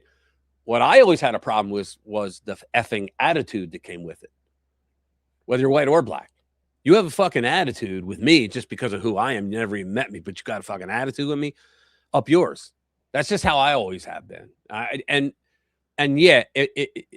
There's a lot of black people that have an attitude that white people don't like because they're afraid of them, right? And then if you're seen hanging out with a bunch of those black people that had an attitude, then you're going to stereotype them, which I suppose is wrong. But think about it this way, guys. I'm going to get in trouble for saying this. Fact checkers, pay attention. So if the little old lady's walking down the street and she clutches her purse instinctively, thank you, because two young black men are walking down the street, is that because she's a blatant racist or because she knows in that neighborhood that there are more black people that are robbing little old white ladies? Or when black people are waiting for the bus and the car pulls up to the light and they hear the click, click of the locks. Now, is that because they're just inherently racist? Or is it because they know the carjackings go on in the city of Philadelphia and Chicago like no other? Right? I mean, it can't all be because white people hate black people. There's too many black people that are successful and loved in this country to be able to say that stereotypically. I'm sorry. I'm going to get out of this because I'm going to get in more trouble for talking this way. But why are we abolishing brown rice? I love brown rice. I know, but they didn't get the reparations. Doing their big brain karate. Yeah. Should charge them for their menu with a few interest. Yep. Still here, people took away their slaves. Yeah. It's a lot of shit. They say, how do you explain Nick getting a ride along with ICE? His trip to the prison, El Salvador. Yeah. All right. What is next? Jade, if you're watching, hello. Hope you're doing well. Here's one for, let's see. Share the screen. There we go. Elon Musk lays out the stakes of the midterms. All right. As Elon Musk noted on X today, I think it was yesterday. It was yesterday. As Elon Musk noted on X today, the alternative would have been far, far worse, which is why he's committing to help the GOP again. In response to a report that he is all in funding Republicans ahead of the midterms, he posted, America is toast if the radical left wins. They will open the floodgates to illegal immigration and fraud. Won't be America anymore. And here's how Trump, watch, Trump taps him. They made a big thing out of it. Boom. In other words, you're in. You're back in. So we don't need to go through that. But Elon's right, though. The Democrats have learned nothing. They're out there so confident that they're going to win because historically, the out of power party wins midterms, right? But I'm not so sure this time around, especially when the first two quarters of this year are going to be booming, which means that the third and fourth obviously are going to be booming even more. But you're going to see the boom come within the time of the next 6 months or so. Yeah, so I don't really see them winning a lot. And plus, I just heard some more stuff from people in the know that the Louisiana v. Calais, that the court's going to go with it. They're going to go with Calais, which means that the racist Democrat, and they are racist Democrat, the districts are going to go away pretty much overnight. Yeah, corruption is a hell of a drug. You're right, man. But yeah, the racist gerrymandering that the Democratic Party has done since 1986, the Thornburg v. Gingles case, that took on some aspects of the Voting Rights Act of 65 and said that listen to this. I still don't understand how even one single justice on the Supreme Court in 86 could have ruled this way. But the argument by the Democratic Party, let's face it, the argument was in the Gingles case that if black people live in a district and that district is overwhelmingly white, well, then their vote doesn't count, which tells me that they're admitting that they are racist because they vote by race. You can only make a statement like that, that your vote won't count because there's too many white people. Well, how do you know some of those black people aren't voting for the same candidates that the white people are voting for? So in other words, I mean, think about this. You live in a district. They make districts. Why? Because the people that live in those districts, they could be like, a district could be miles apart, but you live according to many of the same rules. Now, how's that? Well, you vote for school boards, right? You vote for you vote for a congressperson, right? I mean, you vote for a sheriff in that county. If your district's in one county, you're voting for that sheriff, right? You're voting for a lot of things. You live closer to the same way with the people in your district than people in the next district, because they vote for different people, right? So you vote for your issues because you glom onto, what everybody else is saying that they want in your district, and then the people over here, but then the nationals come. So what Gingles was saying is that, well, black people vote only for black people, and if there's too many white people, they're only going to vote for the white people, which is not the case, because a lot of black politicians wouldn't get elected if the white people were just all 100% racist, including a president twice, right? So the Gingles case allowed them, the judges said, well, yeah, it's voter dilution, so they created those majority-minority districts where the majority of the people are minorities. How that happens, I don't know, because that makes no sense, right? You're either a majority or you're a minority, but they're a majority-minority districts, so they were allowed to create them. And they not only created a new district for a Democrat, who were all Democrats, no Republicans in those districts, but then they diluted the rest, the outskirts, because they picked different communities in the big district that were black neighborhoods, and they made them the district and nothing else. Ridiculous looking maps, right? But then that meant that you can't make maps out of the others, so they had to be pulled into the surrounding districts. So they just, in other words, they got rid of a white congressman and got a black congressman. That's what's going on. And so they're saying that if the court rules with Calais, that what's going to happen is the Democrats will lose up to 18 seats overnight. And that's going to be before the midterms. So between that and the redistricting, the Republicans are looking pretty good. Plus, the third gotcha is that the economy is going to explode. It's going to be really good. And people usually, generally, over race, they vote for their wallet. And I think the Republicans got to get out there. They don't listen to me. But I think they got to get out there in their districts, in the actual district. Don't just do those fucking telecalls. Go out to your district and mention all the big things that are going to happen to your district, which means tons of jobs for your people in your district, all because you support the president who made these things possible. You voted for the things that this president wanted, and you support him fully. You will win the midterms. Because like I said, people vote with their wallets, right? I mean, even black people vote with their wallets. I mean, they're like anybody else, right? Yeah, I don't either, Simon. You're right. But you know what? A lot of all the red states now have election integrity laws. So that's how we won so big. We overwhelmed it, but we won so big. And you know why? God bless them. Because of the black vote. Because black people finally got... I'm not... Fact checkers. I'm not saying black voters were racist. I'm saying that the media and the Democrats in power were racist by saying that, oh, you don't want to vote for the Republican. He's a racist. Because I think anybody that throws accusations of racism without sufficient evidence is a piece of garbage.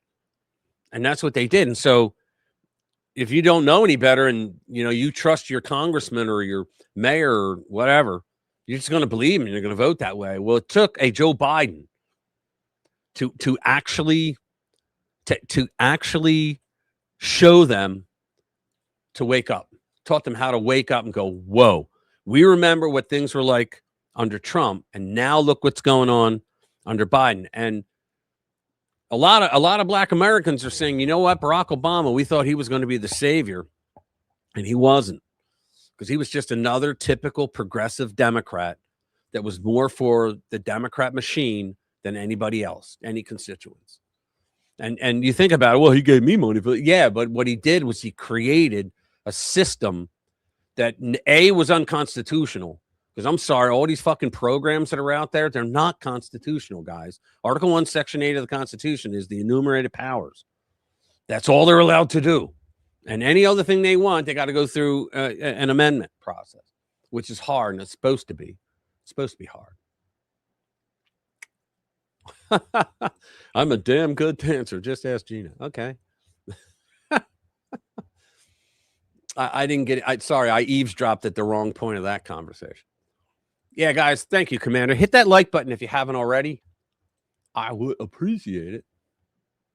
Please do that. Yeah. So let's move on. Wait a minute. I know a lot of white folks that can dance. I can dance.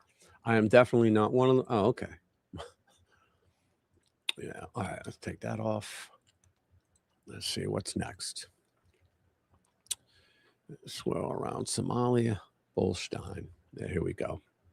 This is great. So now they're the victims, and it's not their fault, right? New York Post. Minnesota, Somali-run daycare bizarrely reports their documents were stolen in a mysterious break-in, but cops tell a different story. So let's see. What do we got here? I don't want to play 17 minutes. A Somali-run daycare in Minneapolis is claiming somebody broke in and stole important documents, but the cops say the facility didn't report anything was actually taken. The alleged burglary comes as the national spotlight shines on the unfolding multi-billion-dollar fraud scandal involving, how much you want to bet every single one of these daycares are now, they're going to go, yeah, well, you know, somebody broke in and stole it. You expect us to believe that all 57 of them in this neighborhood? Yes, we do. Racist. I mean, think about it.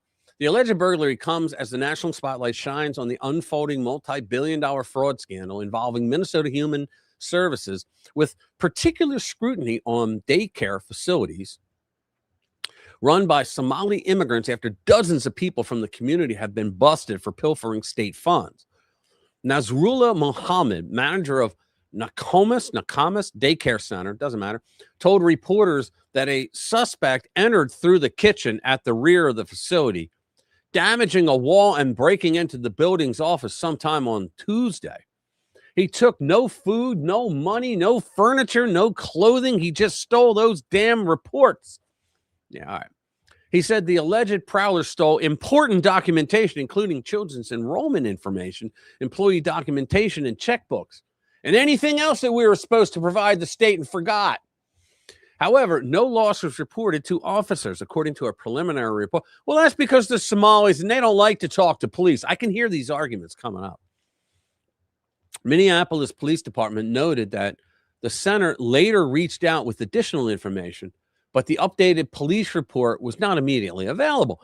Video of the purported break-in shared by Nakamas Daycare showed a hole in the wall in what appeared to be a utility closet with neatly stacked piles of cinder blocks behind the drywall.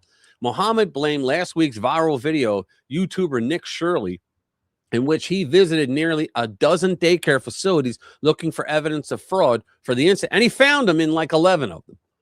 Quote, this is devastating news, and we don't know why this is targeting our Somali community, as one video made by a specific individual made this all happen. No, it was multiple videos, dude. He said, claiming they've received hateful and threatening. Oh, you're the victim here. Kishmela Tukis. This is frightening and exhausting, he said, calling Shirley's reporting false. It's not false. You couldn't even spell the freaking name of the center properly. Nokomis Daycare Center. We're talking about the Leering Center. Nokomis Daycare Center was not one of the facilities featured in Shirley's video, which has been viewed over 110 million times.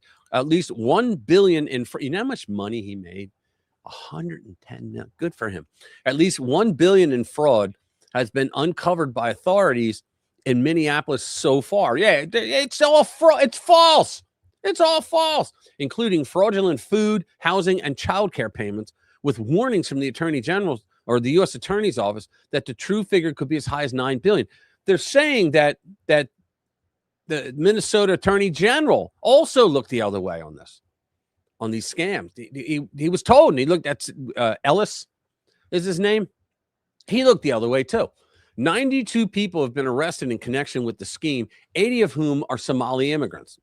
That's all we really need to know. Right? They said the glasses worn by the Somali are worth 24. I would not doubt it. They said that a lot of them were going on cruises, flying all over the world. Can you imagine? It's this, yes, it's amazing what you can hear on the interwebs. Yeah.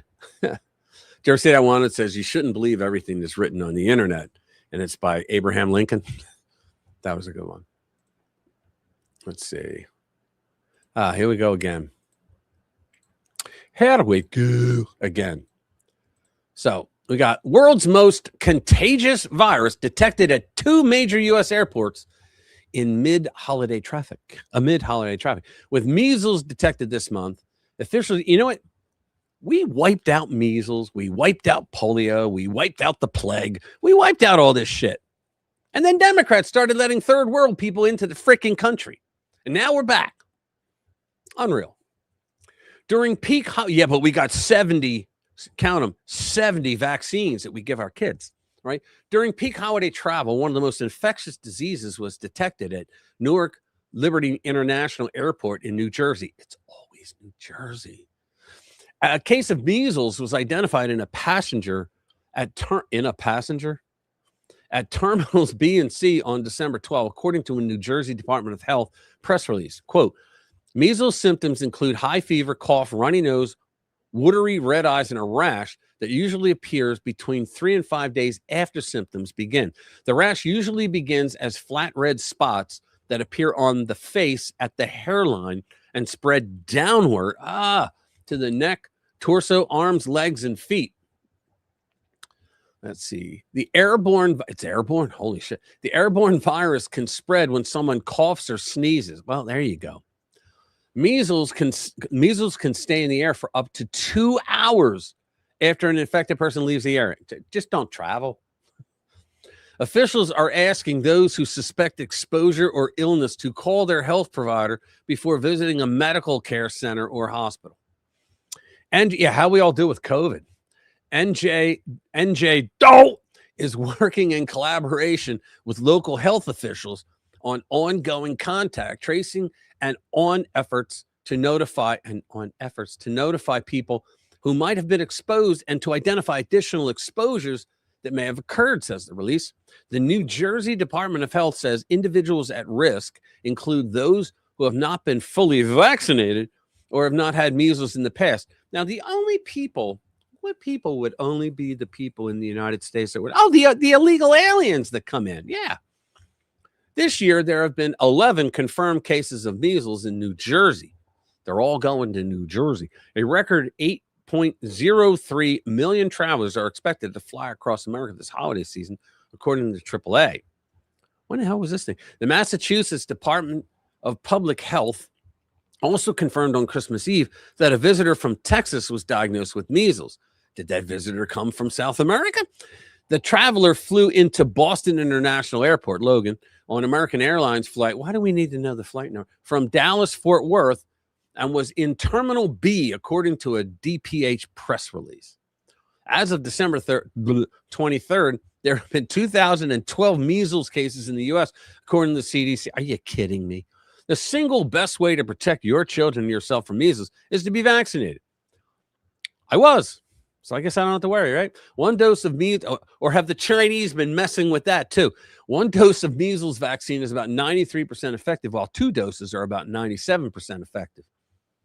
So there's only a 4%. So the second one only gives you 4%. I know. I'm just kidding. Oh, so now we're going to have to start worrying about the plague, I suspect. Right? Let me get rid of all these other ones. Let's see. Let me see. Do we got some videos here? Here's one. On a good note, Trump.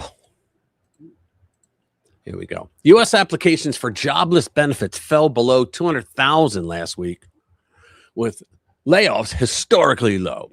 Fewer Americans applied for unemployment benefits last week as layoffs remain low despite a weakening labor market. Fewer applications applied for unemployment. Fewer Americans applied for unemployment benefits last week as layoffs remain low despite a weakening labor market. Didn't I just read that? U.S. applications for jobless claims for the weekend in the 27th of December fell by 16,000 to 199,000 from the previous week's 215,000.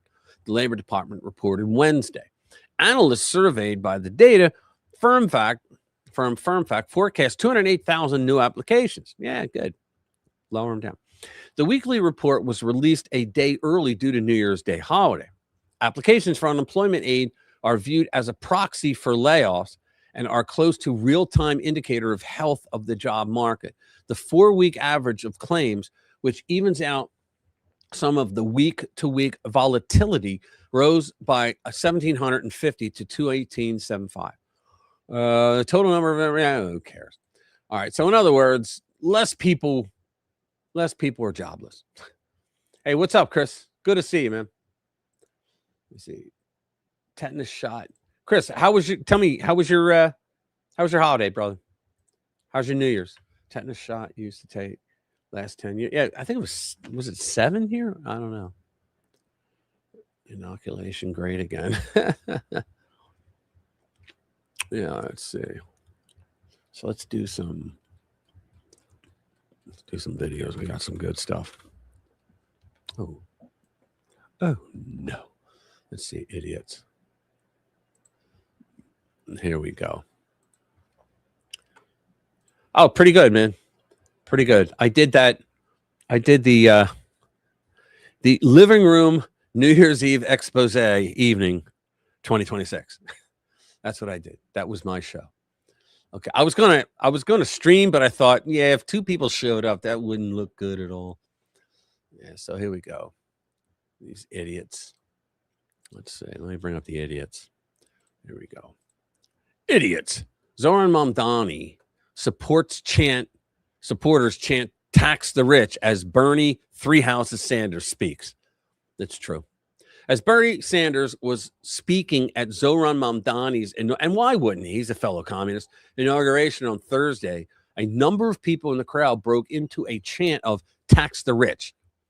Now, I want you to hear this, and then I got a couple things I want demanding that the wealthy and large corporations start paying their fair share of taxes.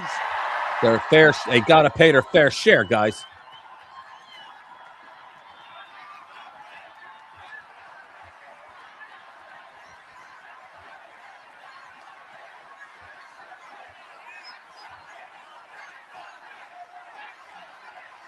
Can you believe that?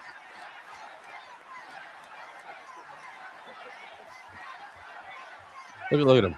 Mamdani's like, hey, yeah, I love this guy. As I was saying, demanding that the wealthy and large corporations start paying their fair share of taxes. It's not radical. It is exactly the right thing to do. Yeah, okay. It is exactly the right thing to do. Now, let me find this. Where is it? I have it in my notes here. Here we go. Okay, so they say, the rich got to pay their fair share in the United States, right? So let me bring this up.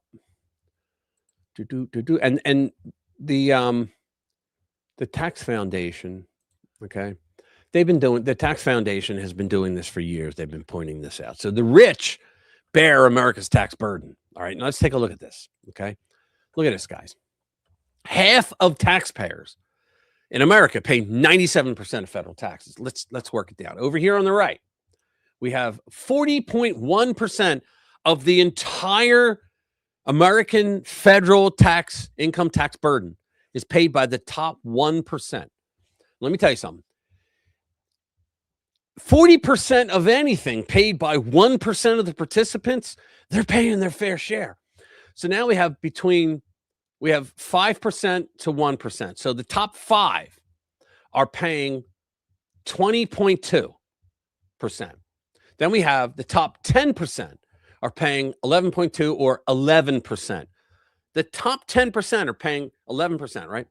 But now we get to the top 50%, and look what the bottom 50% pays 2.9%. That's what they're paying. Share of total income taxes paid, right? So paying 2.9%. So the 25% pays 15.6. So it's 97%. All right. And these guys, the bottom 50%, bottom 25%, I know pays nothing. So it's really between 25% and 50%. They're paying 2.9, but the bottom 25%, they pay nothing, but they don't list that here, but I know that's true. They pay nothing in taxes. So the next time you hear a Democrat say, you got to pay your fair share, tell him to shove it up his ass, because you already are paying your fair share. And you got to tell the poor, like think about this too. This is going to sound, fact checkers, this is going to sound really bad. Okay. But I'm going to say it anyway. So the poor, hey, what's up, girlfriend? How you doing? What's up, Pam? So the poor, okay, I'm talking the poor that pay no taxes. What have they done for their fellow man? What? A lot of them don't work. They don't contribute. What have they done for their fellow man? We, the people who pay all these taxes for all these programs, we never use these programs. We're just paying money out for stuff that we're, and you know what? That's against the General Welfare Clause of the United States. Believe it or not. The General Welfare Clause basically came from Ben Franklin proposing a tax on canals, and Governor Morris, or was it Roger Sherman? I can never remember. But during the Constitutional Convention in Philly, he said, bullshit. That means that like everybody's going to have to pay a tax when only certain people that use the canal are going to be able to use it. So they came up with what was called the General Welfare Clause, and that's in the preamble. We, the people of the United States, form perfect union, all that bullshit, right? And it goes promote the general welfare. Well, what they meant was that if Congress is going to propose a bill, and it has to be paid for, that whatever action you're going to do for that program has to be paid for. Well, then it comes from taxes. Obviously, if you're going to tax people, then everybody who has to pay that tax must benefit from that program. Well, that went out the door, in the early 20th century. And so they nowadays they tax. Now they say, well, we got to tax the rich to pay for everybody else. No, you really don't, because that's bullshit. I call Bullstein on that. But that's where we're at now. So the next time you hear the Democrats say that, the rich got to pay their fair share, tell them to stuff it up their ass. What did you say? Let me see. He said something about, the Bernie impression. Oh yeah, all right, yeah. I know. Bernie, he comes off. He's like nuts. He used to say millionaires and billionaires, and then he became a millionaire. Now he says billionaires. You notice how he took that out of his vernacular? Yeah. But let's go back. Yeah, so you can tell him. Bernie Sanders, if I have $1 and you have $20, then I have $21. That's Bernie. So let's do this. Where? We got some videos. Indie journalist goes to Seattle. Oh yeah, there's another guy. This is another Nick Shirley, but he's in. Let me bring this over. He's in Seattle, so it's in Washington State. So let's do this. So this is from Libs of TikTok, right? So here we go. Let's bring it up. Here we go. Watch this. We got ring. Watch the cops get called on him because he's an investigator. As you can see, no one here is answering. It's just past 10 a.m. right now. Hello, looking to get some information about childcare. Okay, so as you can see, I just asked about childcare. Is this childcare for children? It's not. And they go inside. Yeah, I just want to make sure this is Tawakkul House. Yes. Okay, just wanted to make sure. What's the email address? This is Noreen Childcare here at 2918.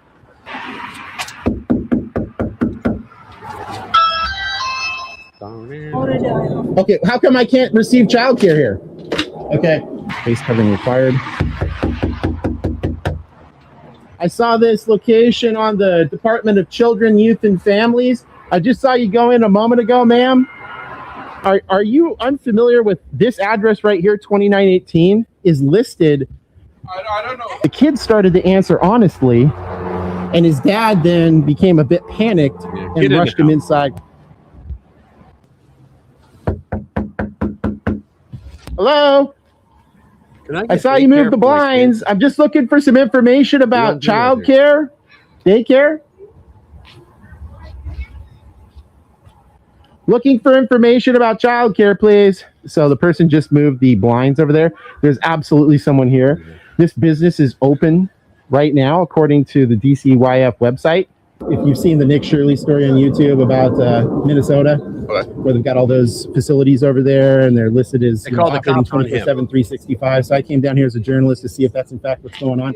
This Seattle Housing Authority location is listed as having within a 3 square block area as having 20 facilities operating childcare at them. Can you believe the state approved 20 facilities, houses in a, what do you say, a 2 or 3 block area for childcare? How many freaking kids are there?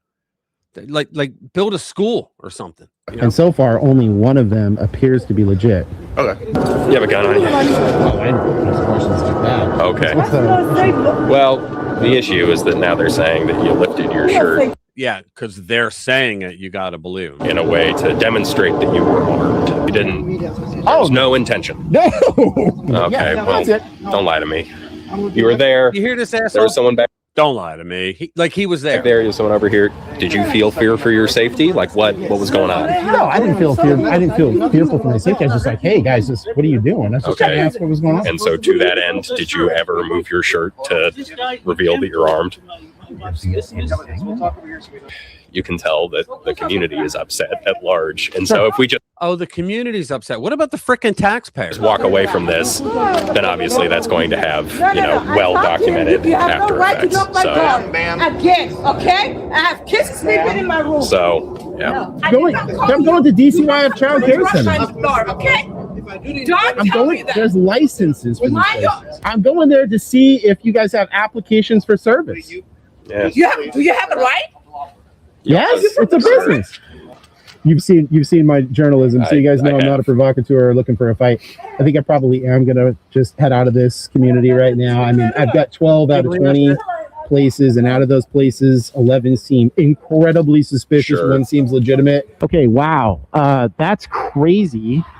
This is absolutely what? I'm gonna wait him to come in my house. No. You want me to come in front of you? No. Just go, sir. Have a good night. That's not like a threat or something, is it? No, it's okay. Okay. All right. Have a good day. She's still running her mouth. Whoa. Wow. Beat her when he gets home. Intense. Seattle Housing Authority District here in Rainier Valley. Here in southeast Seattle. With as many people showing up as there are, and kind of ugly that Actually, that was decent starting looking to there. feel. I think I'm gonna probably call it good for today. I mean, that's I know, where is it? pretty intense. You've got 2917, 2918, two Aaliyah and Rihan right around the corner. A lot of people getting angry here, and I think we know why. Yeah. Because they're being exposed. That's why. Yeah, they're being exposed. See, you can take the pirate out of Somalia. Exactly, Ludwig. But you can't take the Somalia out of the pirate. That's right. That's exactly right. Let's see. Indie journalist. Here we go. There's investigation. Oh, is this? Yeah, but his thing. Hold on. Hang on. I got to get past the commercials. It's funny because you queue it up, you get them out, and then if you don't touch it, yeah, if you don't touch it for like hours, then what happens is it goes back. Hang on, let me get this back here. So where's he going? All right, so let me bring this up. This is about Candace, Candace Owens, and this is Jesse on Fire. He's actually pretty good.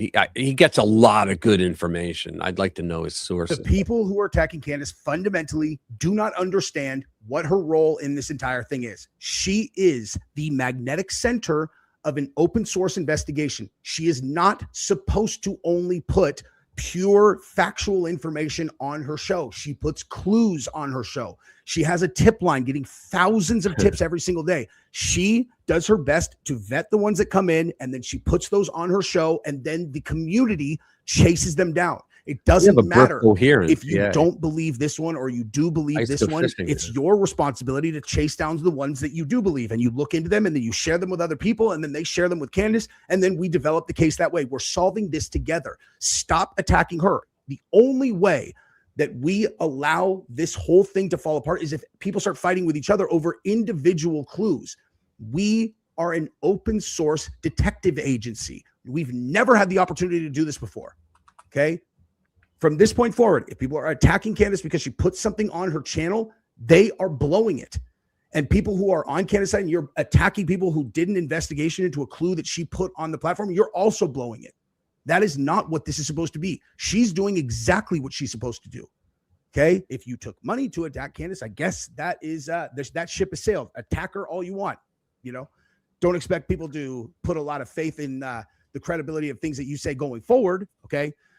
Here, let me start by saying this. Alex Jones is going full throttle on Candace right now. He's going hard in the paint. He started off, he's like, Candace is my friend. I wanted to reach out to her because she's going crazy. She's doing whatever. And bottom line is, even with that, he doesn't understand what Candace's show is and what it's not. Okay. Like I said yesterday in my video that I did about the TPUSA financials that Wolves and Finance did, I called this the first ever open source investigation. Okay. And I meant exactly that. Okay. What this is, we never have had the opportunity to get the collective internet, all of the mommy sleuths, all of the men who are interested in the gun stuff, interested in the 30-06 stuff, interested in the lies that this person told, people looking into this string, they pull on this string, they pull on this thing, they pull on this string, they pull on this string, okay? And all of us collectively, we figure out what's real and what's not, okay?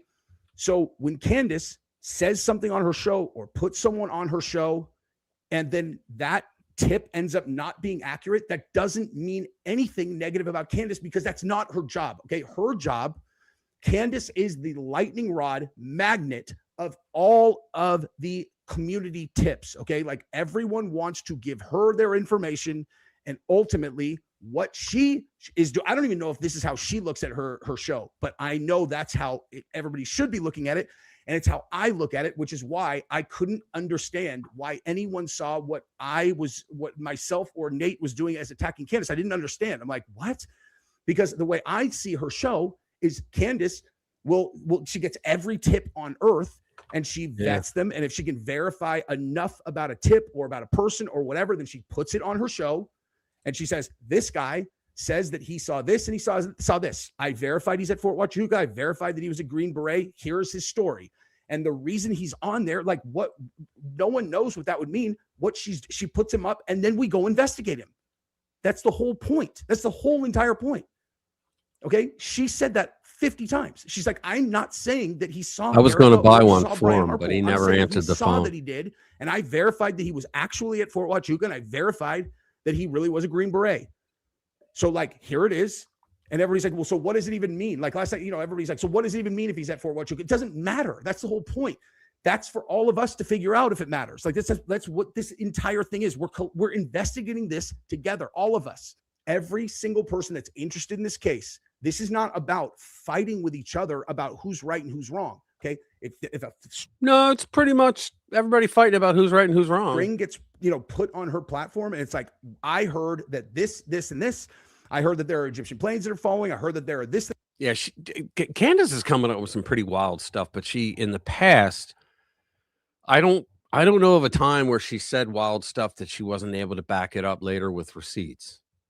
But she's saying some pretty wild stuff. And it got to the point where she and Erica had to meet to have a discussion because she was pissing Erica off. And it was supposed to be like a real quick chat, and it lasted 4 hours from what I understand. And they left like, all right, we're good, whatever. That are following, I heard this. Then everybody goes and investigates it. If you find out that the Egyptian planes were not following Erica Kirk, that doesn't mean it. That's not a gotcha on Candace. That's not her fucking job. How many people does Candace have working for her? You have any idea how much stuff we've learned about the Charlie Kirk case since this happened? Yeah, the number of people who are pulling on strings and chasing down leads and looking at this stuff. She should be putting every credible tip that she gets on her platform. And then we go run them down. Okay. Then we go run them down. Okay. Now I understand why she's defending herself because like there were like, and there's like people who are like, listen, this guy's not real. And they use it to attack her with. Okay. But the point that I'm making is that's not an attack. It doesn't matter. If you figure out that he's not real, then you just put it out and you're like, hey man, we looked into this guy. He's not real. Yeah. All right. That's enough of that. I thought it was going to be better. Sorry guys. I thought it was going to be better than that. I thought he had some actual things that he was going to point out that Candace said, and he had proof of it. But apparently, no, he's just trying to say that, like, Candace is not, most of the things she's talking about, she's not making the accusation, she's saying, this is what I heard. And she does go out of her, when she talks real fast now, she does go out of her way to say that a lot. She says, like, I'm not saying that. I'm saying that this is what people are telling me. I haven't vetted it yet. So I'm just getting it out there, but just know that it's not vetted, right? Well, I wouldn't say anything until I vetted it. That's just me, but she's Candace and she's got a wild, crazy, large audience. So there you go. She can do whatever the hell she wants. All right. So let me get out of this. Let's see what else is next. We got a couple good ones coming up. Legendary. Oh yeah. Do you guys know about Scott Adams? The Dilbert guy. Yeah, a lot of people didn't like him because he was kind of a leftist, and during COVID he was one of the biggest voices saying, you people, you MAGA people that won't take the vax, you're going to kill us all, and like ludicrous stuff, like, okay, so you believe the vaccine works? Yes. You got the vax? Yes. Then why the fuck are you worried about me? Because you can give me COVID, but you just said, shut up, bigot. I mean, that's the argument. That's the way it went. Fact checkers, look it up. You guys reported it. So I don't get it. But right now he has cancer. He came out and did a total mea culpa. I mean, he went out of his way to say, guys, you were right. I was completely wrong. I apologize. I said a lot of things that were nasty, but I believed it was because I was right. And I believed the lies of the left and thought that you guys really were going to kill us, and all that.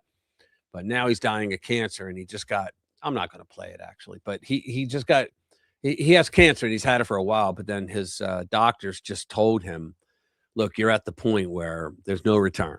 There's like, he can't walk anymore because his legs just gave out. And they said, you're never going to get your legs back, and you're going to die, and it's going to be soon.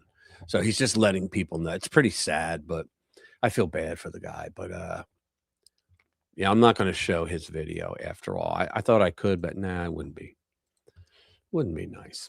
So, but it's a shame because you're gonna read that he's gonna die real soon. Yeah, Nick Shirley's saying he's got another video coming out that's going to be a masterpiece. So I can't wait to see that one. Let's see, Trump targets his fraud allegations. What's the next one? Jasmine Crockett. Where will we be? Let me get past I'm going to get past the two ads. My dog just came in.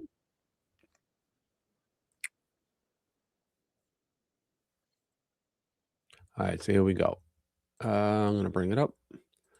This is Jasmine What a Crockett. It's literally called, haha, Jasmine Crockett is big mad that J.D. Vance told the truth about her. The fact that he said I have a quote unquote street girl persona. He does. I'm sorry, but anybody that you talk to knows my credentials. They know that I've gone to school. They know that I'm educated. I never tried to put on some random story about where I came from. But at the end of the day, I am who I am and I am authentic. And that is actually what they are fearful of, is my authenticity, because it rings true with every single American, whether they're a Texan or not. It rings true that I am fighting for real everyday people.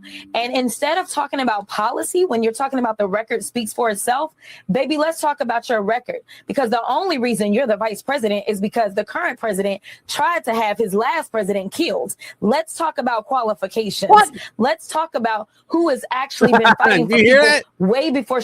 Wait. The current president, which is Trump, tried to have the last president killed. Guys, is that what she's actually said? I don't want to rewind it because who wants to hear her twice? Is that what she actually said? Because wasn't it the other way around? You know, Butler, PA, right? I mean, the Secret Service team, his team that he was with for over 5 years, they all knew him, right?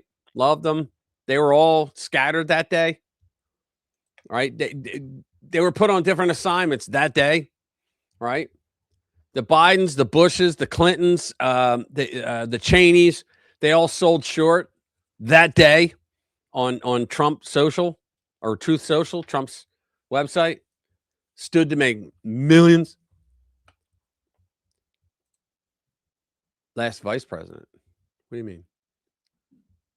Who, Cheney? No, she's not talking about that. Hang on. I got to go back. Let's talk about who has actually been fighting for people way before she ever ran for office, whether it was in the courtroom or if it was in the streets, making sure those that were out there wanting to exercise their constitutional right to come together and protest injustices. I was representing pro bono people that were getting arrested as they were out in the streets. So listen, I don't have time for him and their games. But see, she's not speaking anything like she does when we say she has street language. She has a street persona, because she throws all the y'alls at y'all. Come on, fact checkers. You guys know what I'm saying, right? She goes all wild hog when she's in front of her people, her audience, her constituents, if you will, right? She does the whole routine, and she's not doing that now. And Republicans just said, we've seen her when she was a lawyer. We have videos of her as a lawyer, and she was very prim and proper. She was a very nice young lady. And then I think what happened was she got elected to Congress, and she realized that all the attention was given to the knuckleheads, the brain deads in the squad. And so she wanted that. So she started behaving the way that she does, that she's known for, like a hood rat. They're scared, and they should be scared. I need Texans to focus in. I need them to. She's running for the Texas Senate now because she just lost her job. Think about the fact that our two senators literally just voted against extending the Affordable Care Act tax subsidies. That would. Yes, because Democrats were the ones that put the sunset on it. Do you hear this shit? And think about this, guys. Any company, business, industry, whatever, that can only stay afloat with the help of taxpayer money, they don't belong in the industry. They have no business being in a marketplace. And so she's complaining, saying, yeah, well, they took that. That's like, I would say that's another scam. That's another Obama scam, a fraud scam. Well, we're just going to put subsidies in there so that, we can maintain the market until it's on its own. Well, guess what, guys? It's been years now. Years. And you still need my tax dollars to fund your ass? Sorry. To help almost an additional almost 4 million people that are on the marketplace in a state where we have 5 million that are completely uninsured. They basically are trying to put. And how is that my fault? Why am I being punished? Why do I have to pay for that? I have private insurance. I don't even use Obamacare. I mean, who the hell needs that? I don't. So why do I got to pay for it? I think it goes back to the general welfare clause. If you're going to pay for something, you should be able to use it. Who the hell is calling me at this hour? I have no idea. And I thought I turned the bell down. Sorry, guys. But where was I in my rant? Well, the fact of the matter is she's another 4 million people off of their insurance. And this is before we endure the cuts that are coming because of the big ugly bill where we know 17 million people. Bill. Oh, good Lord. Just shut up. Just shut up and go away. So let me see what else is there. I just got a couple. Let's see. What is this? Oh, here's Trump. This is going to be good. Here you go. We're just going to play videos now. Alina Habba says she's stepping down as U.S. Attorney for the District of New Jersey after the courts disqualified her. Do you have any comment on that? Well, she's not disqualified. You've got a blue slip thing that's horrible. It's a horrible thing.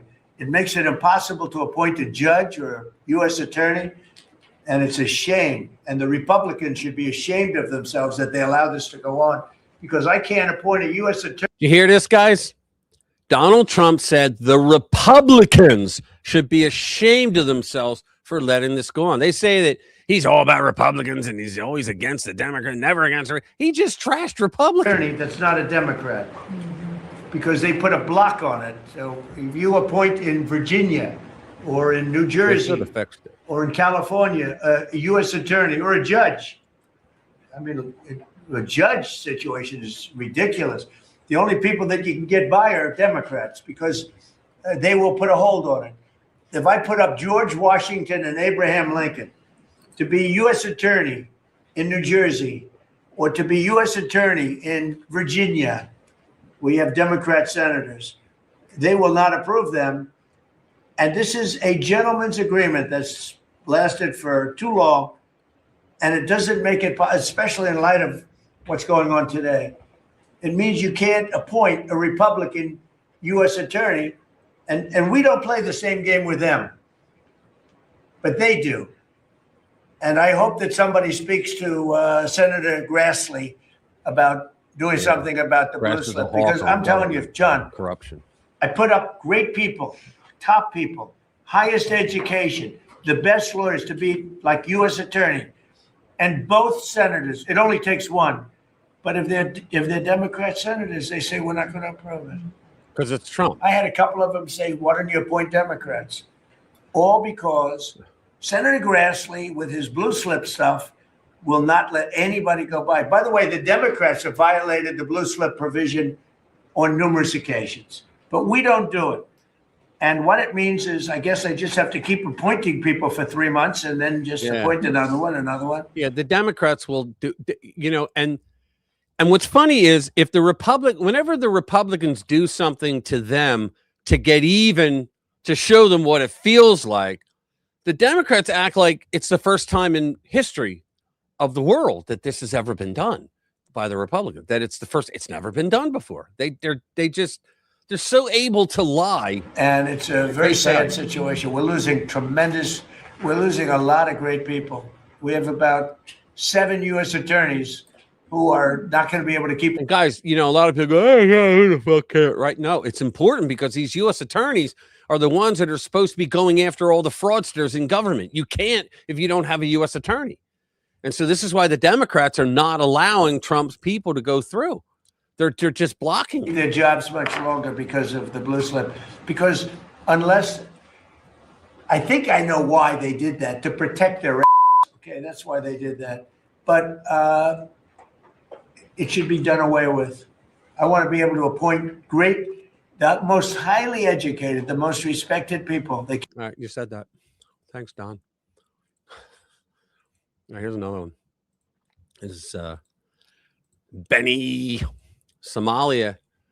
A Somali threatens to kill Elon Musk. Let's do it.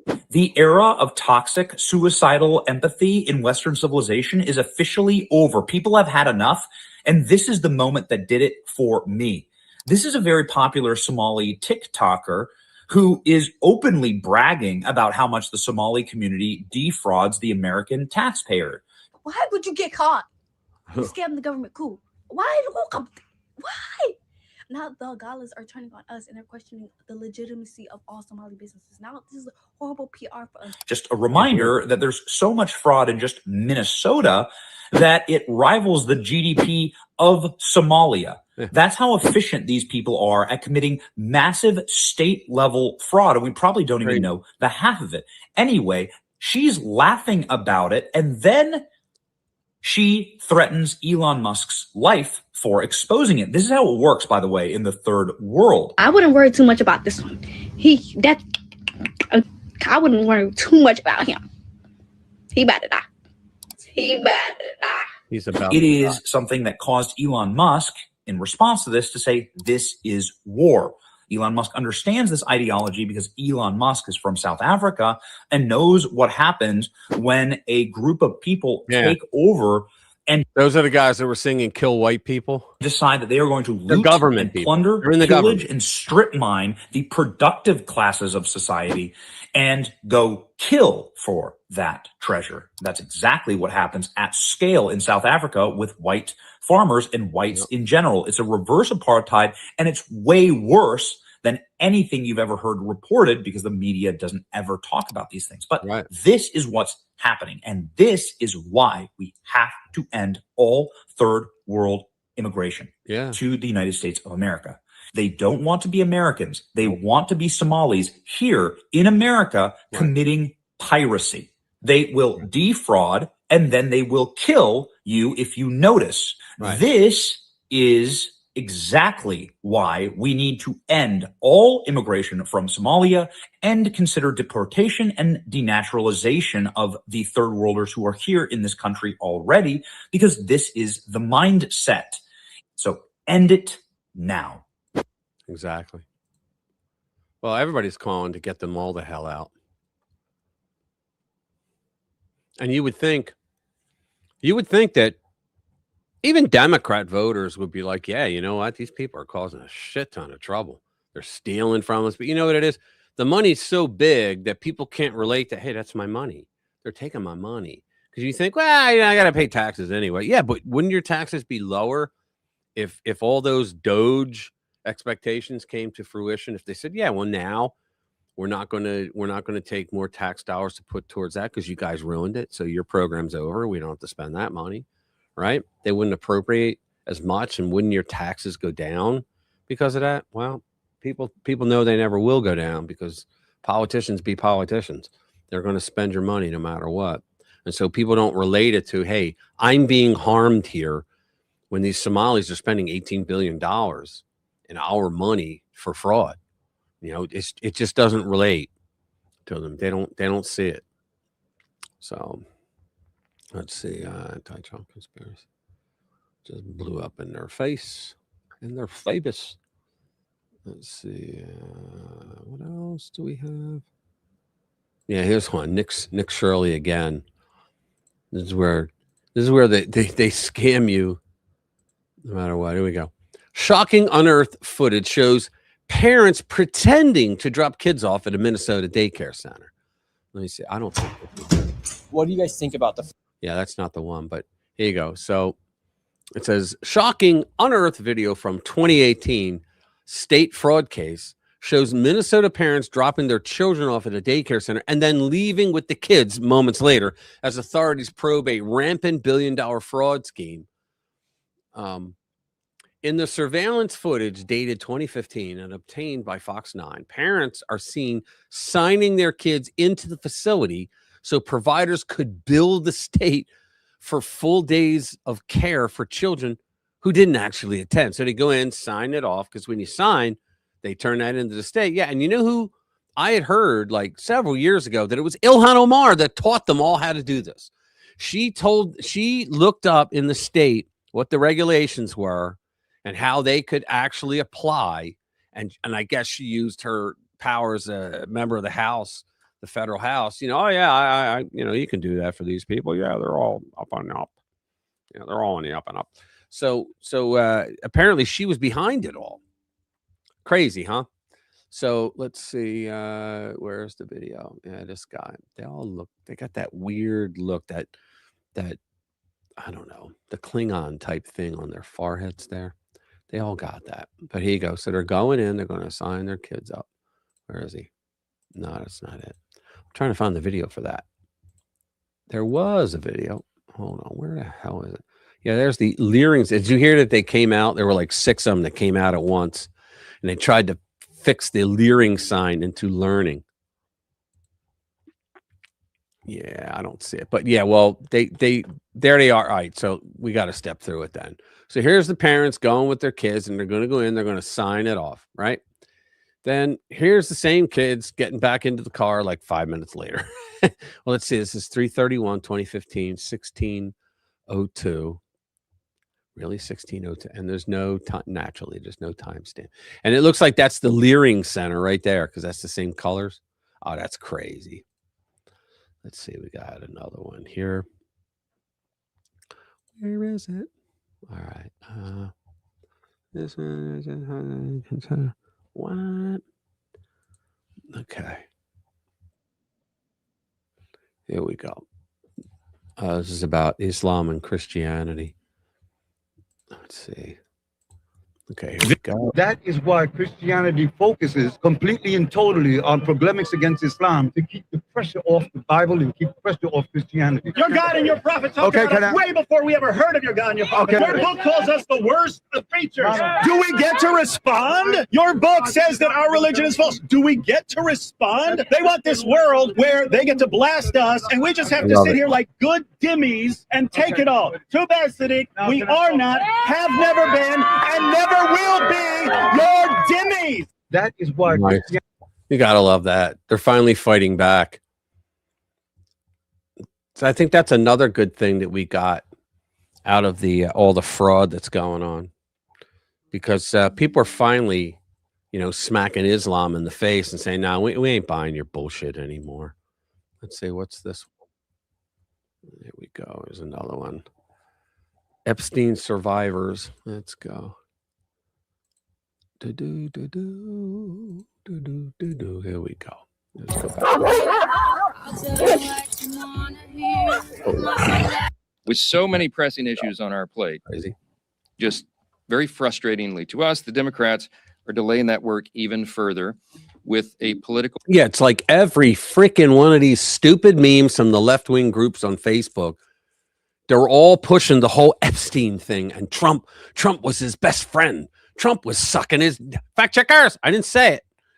Show vote. They're forcing a political show vote on the Epstein file. So we're just going to address that right at the top here this morning, because they've spent so much time, the Democrats have, spinning the facts and trying to confuse the people, that I wanted to come in this morning and just clearly explain for the people back home how we got here and why this vote is happening right now.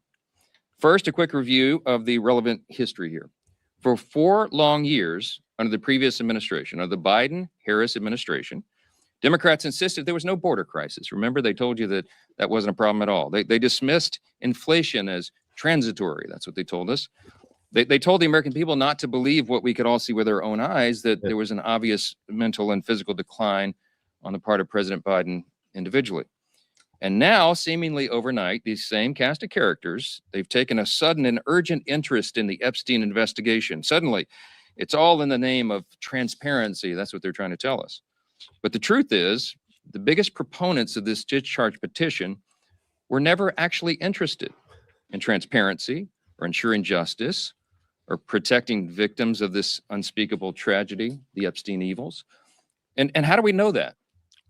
Because the Democrats had every one of the Epstein files in their possession for the 4 long years of the Biden administration. Yeah. The Biden Department of Justice. They did, guys, while they were shooting at his ear and doing lawfare after lawfare, all they had to do was show the Epstein files with Trump.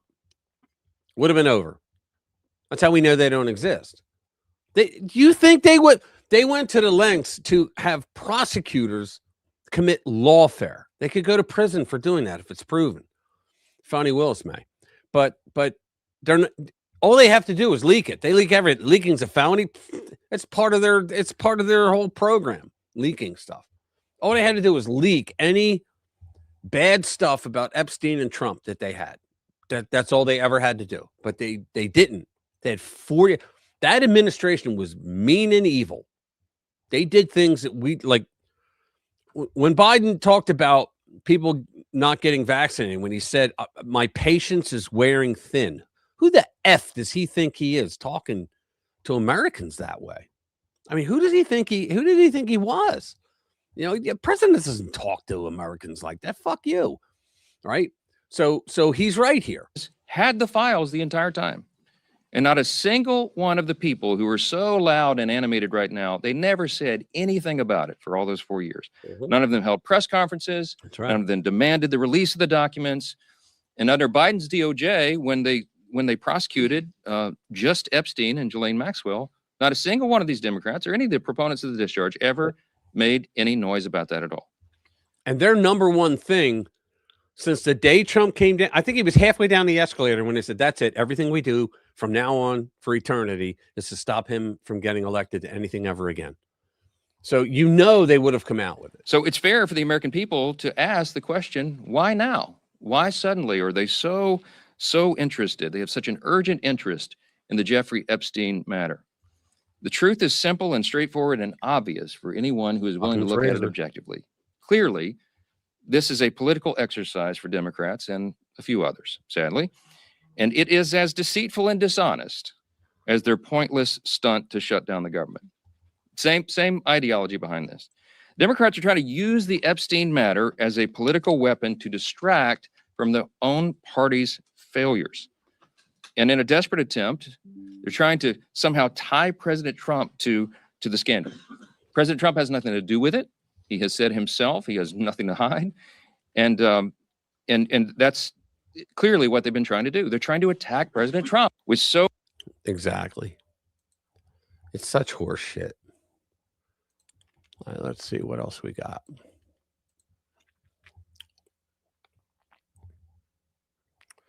We did the hate the white race. What else is there? Sparks concern over voter help wanted. All right.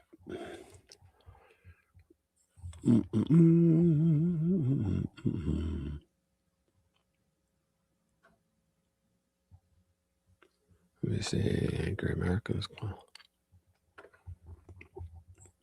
Dozens of Somali arrests. Yeah, Eric Swalwell. Another Eric Swalwell story. He wants to be governor of California. Eric Swalwell vows to arrest ICE agents if elected California governor. He can't. They're going to be held accountable. He can't. In fact, if he tries, he could be arrested. Yeah, he could be arrested if he tries. Democrat Representative Eric Fartswell from California has declared that he plans to arrest and charge federal immigration and customs enforcement agents conducting operations in California if the congressman wins the gubernatorial election. Swalwell warned that he will take off their masks and show their faces. Then will you do the same effing thing to every SWAT team in California? Because they all wear masks for the same exact reasons that the ICE guys do. And make sure federal agents are held accountable for supposed crimes. None of them have committed crimes like that, like what they're saying. They disappear people. No, they don't. They deport them. It's all recorded. I mean, you can look it up. However, Swalwell did not make any promises to charge the criminals being pursued by ICE. During a Tuesday appearance on MS Now's All In, Swalwell said, as California governor, they lost the NBC part of it. He would strip ICE agents of their driver's licenses if they commit crimes. What an asshole. Host Jason Johnson asked Swalwell, what would you do if you were able to be elected as governor of California? Yes, we've seen over not just 1 year. We've seen over not just 1 year of this new regime that it's the states that tend to be the strongest pushback. What? It's the governors of Illinois, the governor of Michigan, governor of Virginia, Maryland, everything else like that. He's an idiot. What will you bring to the table? Because California, just by size and GDP alone, is sort of the tip of the spear. What would you bring to the table as a governor of California? Swalwell said, well, you have immense powers as governor of California. You don't have powers over federal agents and your responsibility to protect the most vulnerable in the state. So if the president is going to send ICE agents to chase immigrants, illegal immigrants, with final notice of deportations, that's what that paperwork is that they carry around with them. Again, so if the president is going to send ICE agents to chase immigrants through the fields where they work, what I'm going to do is make sure that they take off their masks and show their faces, that they will show their identification. You will not. And if they commit crimes, that they're going to be charged with crimes. If it's falsely imprisoning people, if it's kidnapping, if it's assault, battery, they're going to be held accountable. Now, all of these supposed charges that these libnuts talk about, it's all bullshit. There's no falsely imprisoning people. There's no kidnapping. These people committed goddamn crimes in our country, and he wants to get elected by kissing the ass of those criminals and their families. Quote, I also think if the governor has the ability to issue driver's licenses to people in California, if you're going to wear a mask and not identify yourself, you're not going to be eligible to drive a vehicle in California. Well, he can't take a driver's license away from someone that got their license outside of California. He can't do that.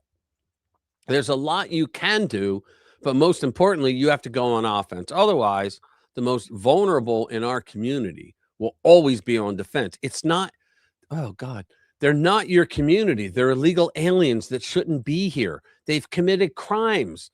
They shouldn't be here, and they've committed crimes. That's the thing. Let's see. What's this one? Here we go. Doc Rich. This guy's good. I like this guy a lot. Here we go. I'm not going to mince any words about it. I fully endorse what this brother is about to say right here in this clip. Fully endorse it. Check it out. I'm going to say this as appropriately as possible. If you don't like America, you should leave. If you are a part of an organization that is plotting the downfall of America, I'm telling you, you should leave. If you are a part of any religious movement that does not appreciate the Constitution of the United States of America, then I'm letting you know it is in your best interest to leave. I understand. Guys, we played Cowboys and Indians. You know how that went, right? But I'm letting you know that it is your best interest to leave. I get it. I understand what it's like to want to have it your way. You're not going to have it your way. Nope. And so I'm letting you know that if you are not happy, if you are not satisfied, if you are looking for some type of change, well, there are already places that have been built just the way you want it. And it ain't going to be here. Right. Exactly. I agree with him 100%. I like that. Oh, it's true. It's not that our Democrat friends are stupid. It's just that they know so much that isn't so. That's correct. He did say that. My favorite of his was when he said the 9 most terrifying words in the English language are, I'm from the government and I'm here to help. That was always really good. Let's see. Time. What's that? Hey, what's up, Loafer? Last time the Brooklyn escaping their cellars. Yep. Good to see you. Let's see. What's another one?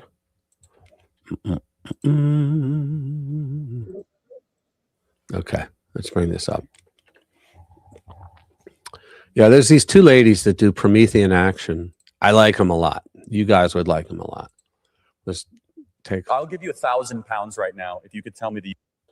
I'll give you £1,000 right now if you could.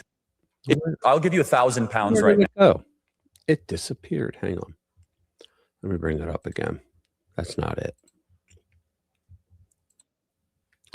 Ooh, something goofy's going on. Let's see. Here we go. Now I can bring it up. Sorry, guys. It's not a question of Islam. And people like Steve Bannon are saying absurd things about that. It's not a question of religious warfare. It's a question of a conscious labor policy, a conscious slave labor policy, which opened up immigration to all sorts of people who were brought in at the most primitive level of labor to do jobs which no American really wants to do. And it left them in total debt to the people who brought them here. I believe it's going to become an issue across every single Democratic state in the midterms. If you look at the fraud which occurred under COVID in California, for example, huge. If you look at what happened in California with unemployment benefits and all of the entitlement programs, what you're going to find is this is a vote churning machine using people who are brought here under an open immigration policy simply to create the machinery to create votes and fraud. And that's exactly it's paid right. for by this massive kind of machinery in the 501c3s and 501c4s, which get kicked back directly to the Democratic Party. It is not a question of Islam. And people like Steve Bannon are saying absurd. All right. Yeah, she's right. Everything that's happening today was planned and plotted by the Democratic Party. And we're wrong for wanting to stop it. Makes no sense. Yeah, I know. Yeah, you missed it, man. We went over all that earlier, man. It was like the one guy, he was in where were they? It was in Seattle. I think it was Seattle. And was it Seattle, guys? Yeah, I know it was in Washington State, so it was probably Seattle what they were talking about. But it was in a 3-block area. There were like 27 makeshift daycare centers, and only one of them was legit. And yet the indie journalist that went around knocking on all those doors, like the Somalis came out of the woodwork and they called the police on him. And the cops gave him a hard time. Guy's like, don't lie to me. Because they said, oh, he lifted his shirt up to show a firearm. The guy said, are you carrying? He goes, no. What are you talking about? He goes, don't lie to me. You pulled your shirt. I'd be like, dude, they're fucking Somalians. They're robbing us. Of course they're going to say something like that. You're going to take it out on me? But yeah, they did, because they could be dicks. Right? Let me see. Here's one. Here's one of a Vietnam vet. This is a good message, no matter what. In 1969, a young American soldier in Vietnam was asked to send one message 50 years into the future, and he didn't hesitate to speak the truth. If you could send one message to Americans 50 years in the future, what would it be? Don't send your sons to finish what politicians start. In 1969, a young American soldier... How cool was that? And he was right. Never knew how right he would be. Right?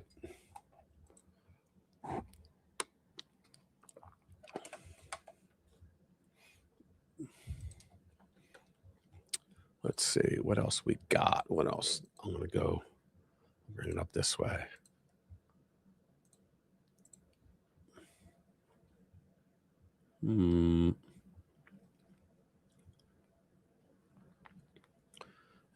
Provides raw material. Yeah, here's this is interesting.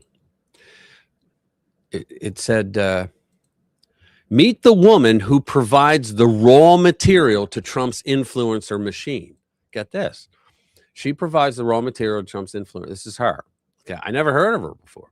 So it says, over the past 2 years, a little-known aide to President Donald Trump has become one of the GOP's most influential content creators filming him dancing on the tarmac in Malaysia, serving French fries at McDonald's on the campaign trail, and greeting small children in the Oval Office.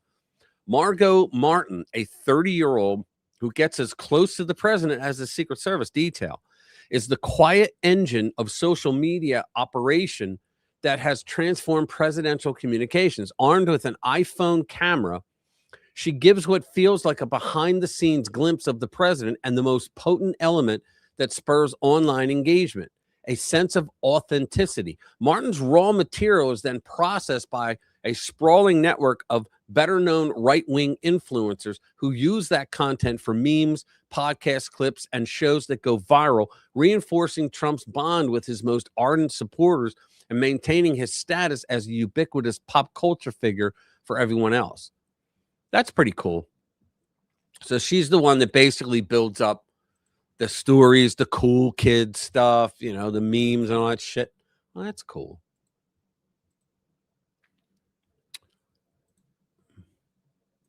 Let's see what else.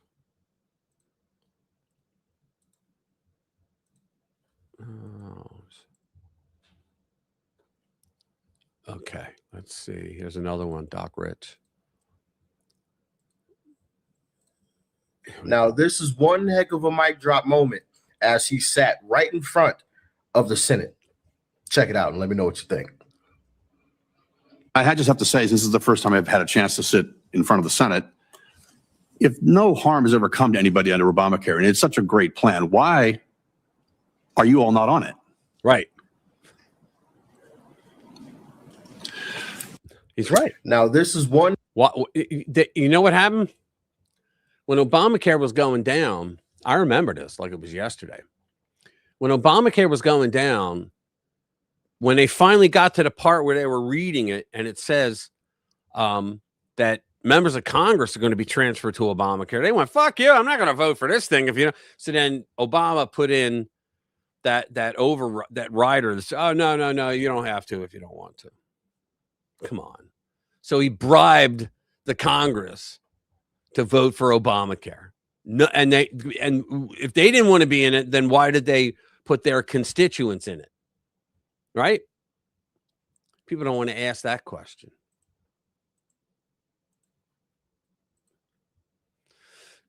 What else we got? MAGA journalism is a fraud, went viral.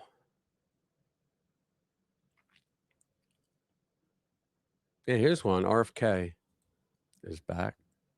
RFK Jr. So here it is. Robbie Starbuck. Big change announcement for 2026. Doctors will no longer be financially punished if patients decline vaccines, including for religious reasons. Can you imagine that a doctor would be punished if they couldn't get the vaccine to a patient? Secretary Kennedy and CMS Gov's new directive says Medicaid and CHIP payments will no longer be tied to prenatal and childhood vaccine numbers. In the past, some providers avoided patients with religious objections to vaccines because it could hurt their ratings and payments. That perverse incentive is now gone.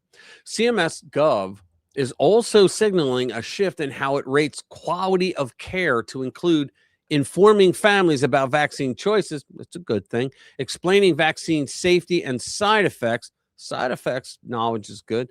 Discussing alternative vaccination schedules. Or how about no vaccination at all? Bottom line, less coercion, more informed consent, and more respect for religious liberty and family choices. America first is what I would say. Yep. Let's see, what else we got here? What else we got here? Reality. NBR. New York Times. Excuse real civil rights violations. At the helm. TSA agents. Yeah, here's one. It's another story you're not going to hear with the lamestream press. This is Revolver. TSA agents saw Somali men flying out of Minnesota and Arizona with suitcases filled with cash. because I always carry suitcases of cash whenever I fly, don't you? For years, Minnesotans weren't told anything at all about the Somali daycare fraud. What was happening was very artfully swept under the rug. It was quietly ignored, downplayed, and any reports on the issue were buried as long as possible. Empty buildings passed as learning centers. Massive sums flowed out the door, and the people in charge avoided asking questions they didn't want to answer. You know why? Because they became their constituency, the fraudsters. So they allowed it to go on because of their own political future. They wanted to get the vote. They should be thrown in prison for something like that. Because if they had the power and took an oath to protect their people, the Constitution and their people, they have to serve their constituents. And you're not serving your constituents when you look the other way on fraud that's costing them bank, right? Costing their constituents a lot of money in taxes. So total fraud. They look the other way for their own personal political gains. They should go to prison for that. By the way, they couldn't spell learning. Right. We all know that. But at some point, the money has to physically move, right?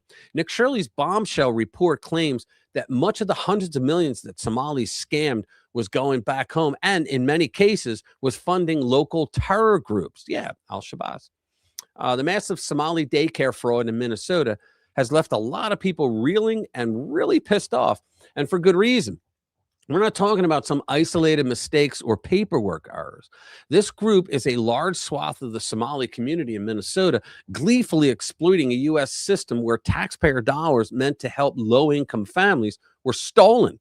Investigators, reporters, and whistleblowers have now shown that many Somali-run daycare centers were actually licenses to print money. In other words, they billed the state for children who weren't there and services that were never provided. We know all that, right? Tuned to about $100 million a month. Can you imagine? But the terror money wasn't just disappearing overseas. Apparently, the pipeline started right here at home. Days after numerous daycare centers in Minnesota were exposed to taking millions in federal funds, but having no children, it's now been revealed those same centers maxed out donations to a Somali candidate who threatened to blow up a bus full of kids in Washington. Okay. Isn't that wonderful? Let's see what this is. Sure. You can't drive, you can't leave. No! I'm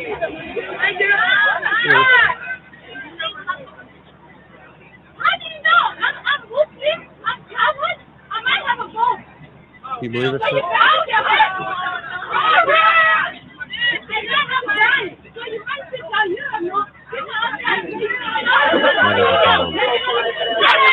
Hey! Someone better get here real quick.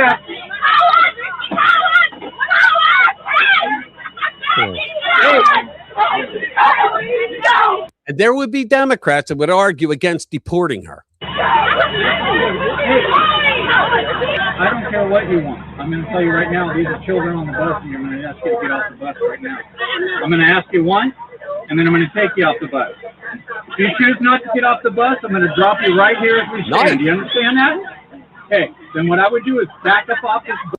So now watch him lose his job because he's trying to protect the children on his bus because he said some words that were very uncomfortable. Bus right now. Turn around, face away from me. Right? Start backing up. Start backing up. I'm only going to tell you one. Go get her. I don't care whether you're prepared to die or not. I'm not prepared to kill you. How's that? I'm prepared today means we got a weapon. People nuts and then bothering you. Wow. Freaking animals. Oh, good Lord. Yeah, those remittances go back home. And I know I was saying earlier, Al-Shabaab, they take like 15% off the top. That's a lot of money. When you're sending millions home, that's just unreal.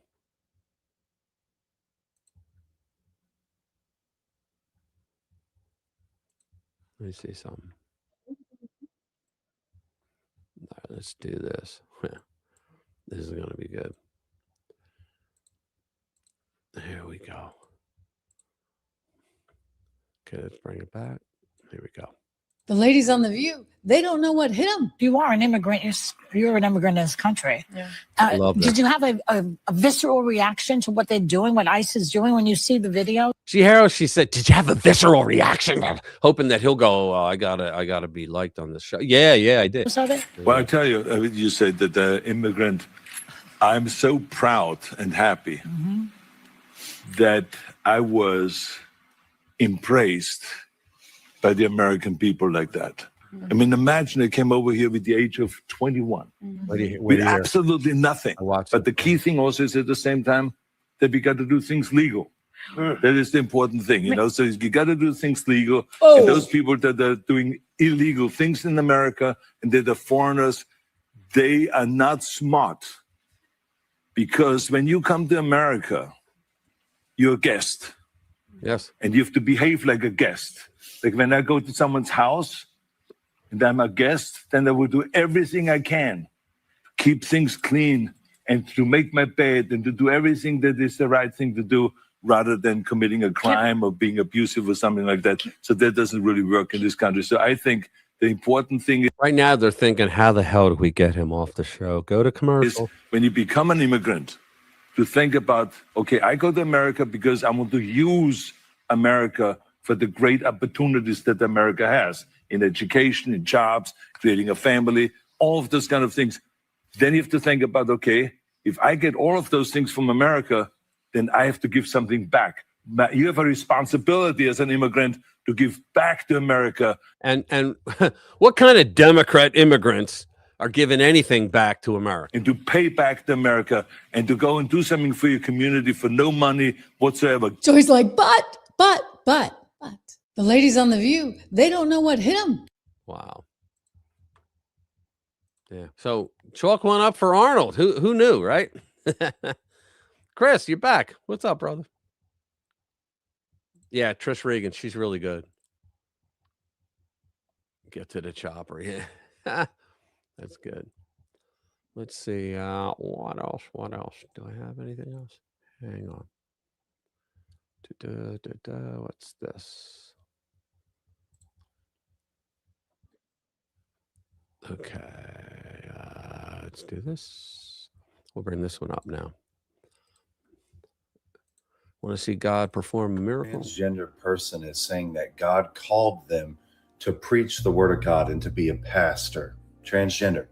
But you won't believe what happens next. Sometimes it doesn't make sense. Sometimes I even am like, God, why did you choose me? I'm weird. I am a transgender, gay, queer man, and you're calling me to be a pastor. But then watch what God does. Little did I know that I would detransition, be a woman of God, a wife, There you a go. ministry leader, come on, a speaker, an author, a coach. Little did I Good for know her. that God would open my womb and remove cancer and bless me, not with one baby, not with two, but with three. I'm showing you this because this is how good God is. What's that, Satan? What's that? Look at that, Satan. You lost again. I like that. That's good. So they can turn around, right? Immigration lawfare. Yeah. Immigration. Gimme. Yeah. Unreal. You think about it, man, the shit that's going on right now in this country, and it's all Democrats, for God's sake. Not even a rhino. You know, it's all Democrats. It's fraud. All of it. How they get elected. And that's what it's all for, too. That's all the fraud. It's how to get elected. Give your constituents shit tons of money to abuse, and you'll get their votes for life. Crazy, huh? Oh, yeah, here's the one about Trump. He warns Iran. Here we go. So Trump warns Iran, U.S. locked and loaded if regime kills protesters. President Trump is doing the opposite, said I say earlier, of former President Barack Obama, who completely ignored the last series of mass protests in Iran. Obama it was the beginning of his first term, and he was so poised to do a good thing. And if he had, it would have carried him a little extra political clout, but he had political clout. He won. He was the first black president, and he shits ice cream and rainbows, right? That's what they believe on the left. So, but he didn't. He ignored. He said nothing. While most Americans would hope for the Iranian regime to be toppled from within, far fewer have an appetite for the intervention that President Trump is threatening. We can cheer for the Iranian people to succeed without actually sticking our noses in any of it. The latest unrest in Iran started over the collapsing economy, with the real, we'll call it real, tanking so badly that it now takes about 1.4 million of them to buy a single US dollar. Wow. Protests kicked off in Tehran, but quickly spread to other regions, including the West, where videos show streets on fire and gunfire cracking through the night. At least 7 people are dead so far, protesters and security forces alike. And the government under President Masoud Pezeshkian has shut down businesses and offices in 21 provinces to try to contain it. State TV claims they've arrested monarchists, really, and folks tied to European groups, even seizing smuggled weapons. But that sounds like the usual scapegoating to deflect from the real issues. Trump didn't hold back in his response. If Iran shoots and violently kills peaceful protesters, which is their custom, the United States of America will come to their rescue, he posted on Truth Social. Really? I don't think we should. He followed up with, "We are locked and loaded and ready to go." I'm pretty sure Trump's doing this because they believe him. I don't think he wants to send troops over there, and I really certainly hope he doesn't.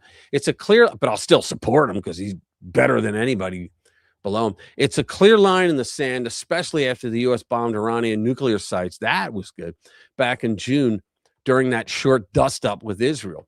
Both Trump and Israeli Prime Minister Benjamin Netanyahu have kept the pressure on, warning Tehran not to build its nuclear program. Iran's leaders are scrambling, saying they've stopped enriching uranium. Is this getting into that now? It's not getting into the story. All right, well, whatever.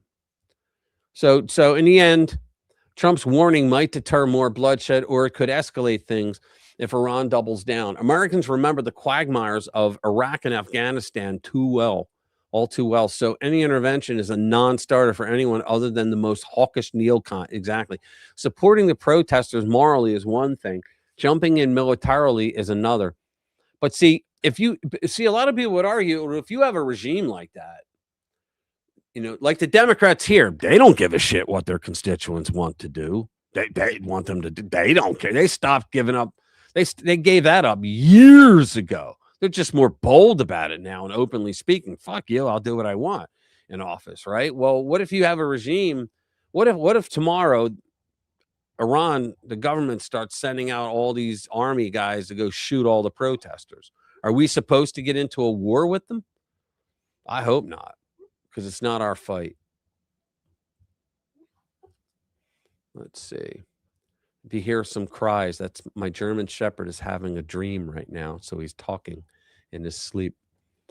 Let's see. Somali Democrats election derailed. HHS events, Attorney General. Let's see. Moron alert. That's good. Let's see. Yeah, here we go.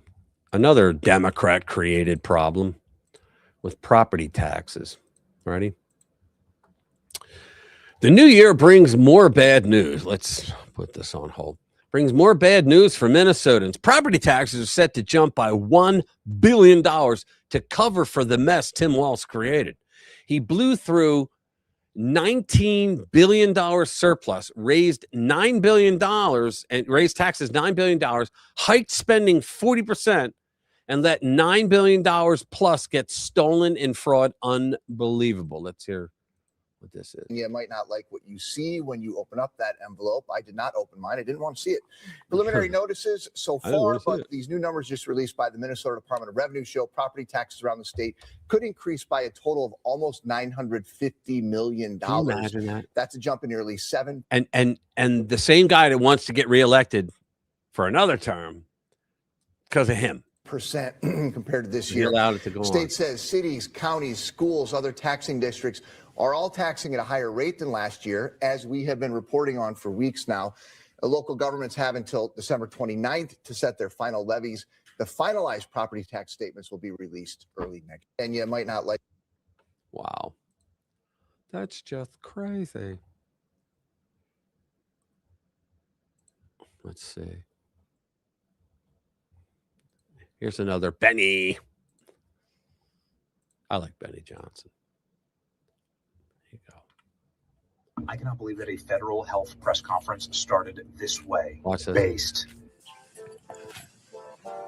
Men are men. Men can never become women.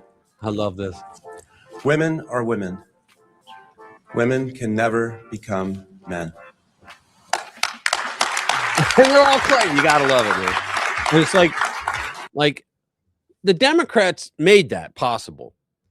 That you made such a statement like that, that everybody claps for it. Children are innocent and they need our protection. Gotta love it. Very good. We're back, boys. I love that. That's awesome. But think about that. That's like huge news now. I see. Whatever happened to not fighting foreign war? Exactly.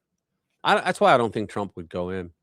He's the only reason he doesn't want to start a war with Venezuela. He wants to stop them from killing our people. They are literally killing our people with the poison, with the drugs that they're bringing in. So he stopped them. That's the only reason why he went after those boats. But he didn't declare a war. We can't afford any war or conflict. Does anyone check the debt clock lately? They don't give a shit about the debt clock. Not the people here. I'm talking DC. They don't care about that. It's not their money. Right?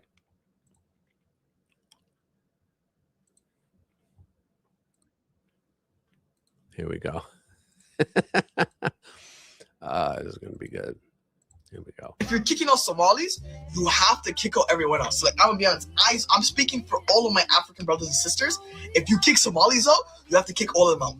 All of us, we all leave together. Because if you kick us out, you have to kick everyone else. I'm gonna be honest, and I know everyone in the comments, everyone watching this video agrees with me.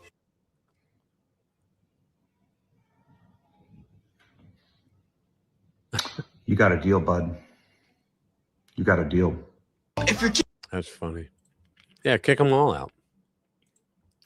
Get rid of them all. We don't need you. Do you know that I think it was after the Italian immigration thing in the United States, they stopped all immigration for like 6 years? All immigration. Because we brought so many in that we wanted them to assimilate. We gave them the time to become American. That's what you do, right? But that ended. I mean, the Dems, think about it. They're saying up to 25 million now when they have the numbers in that Biden brought into this country of illegals. Wow. That's just way too many. Let me get rid of this. Get rid of this.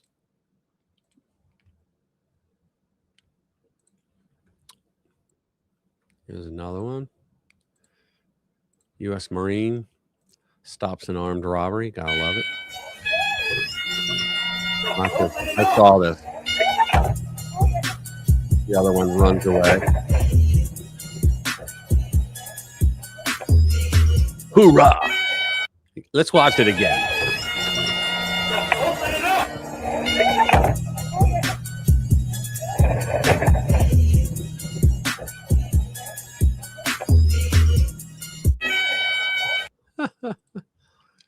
Oh, man.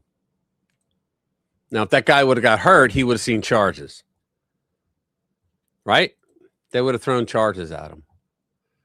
Mamdani sworn in. Yeah, Mamdani got sworn in with his hand on a Quran, which, you know, I don't have too much of a problem with, because if that's his religion, right? See, Attorney General Ellison. Let's go down to the bottom. Oh, I got one. Hold on.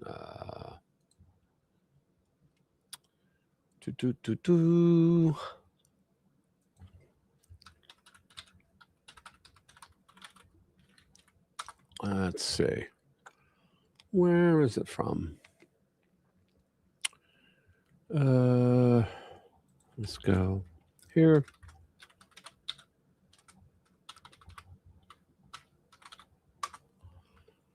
I want to find the latest.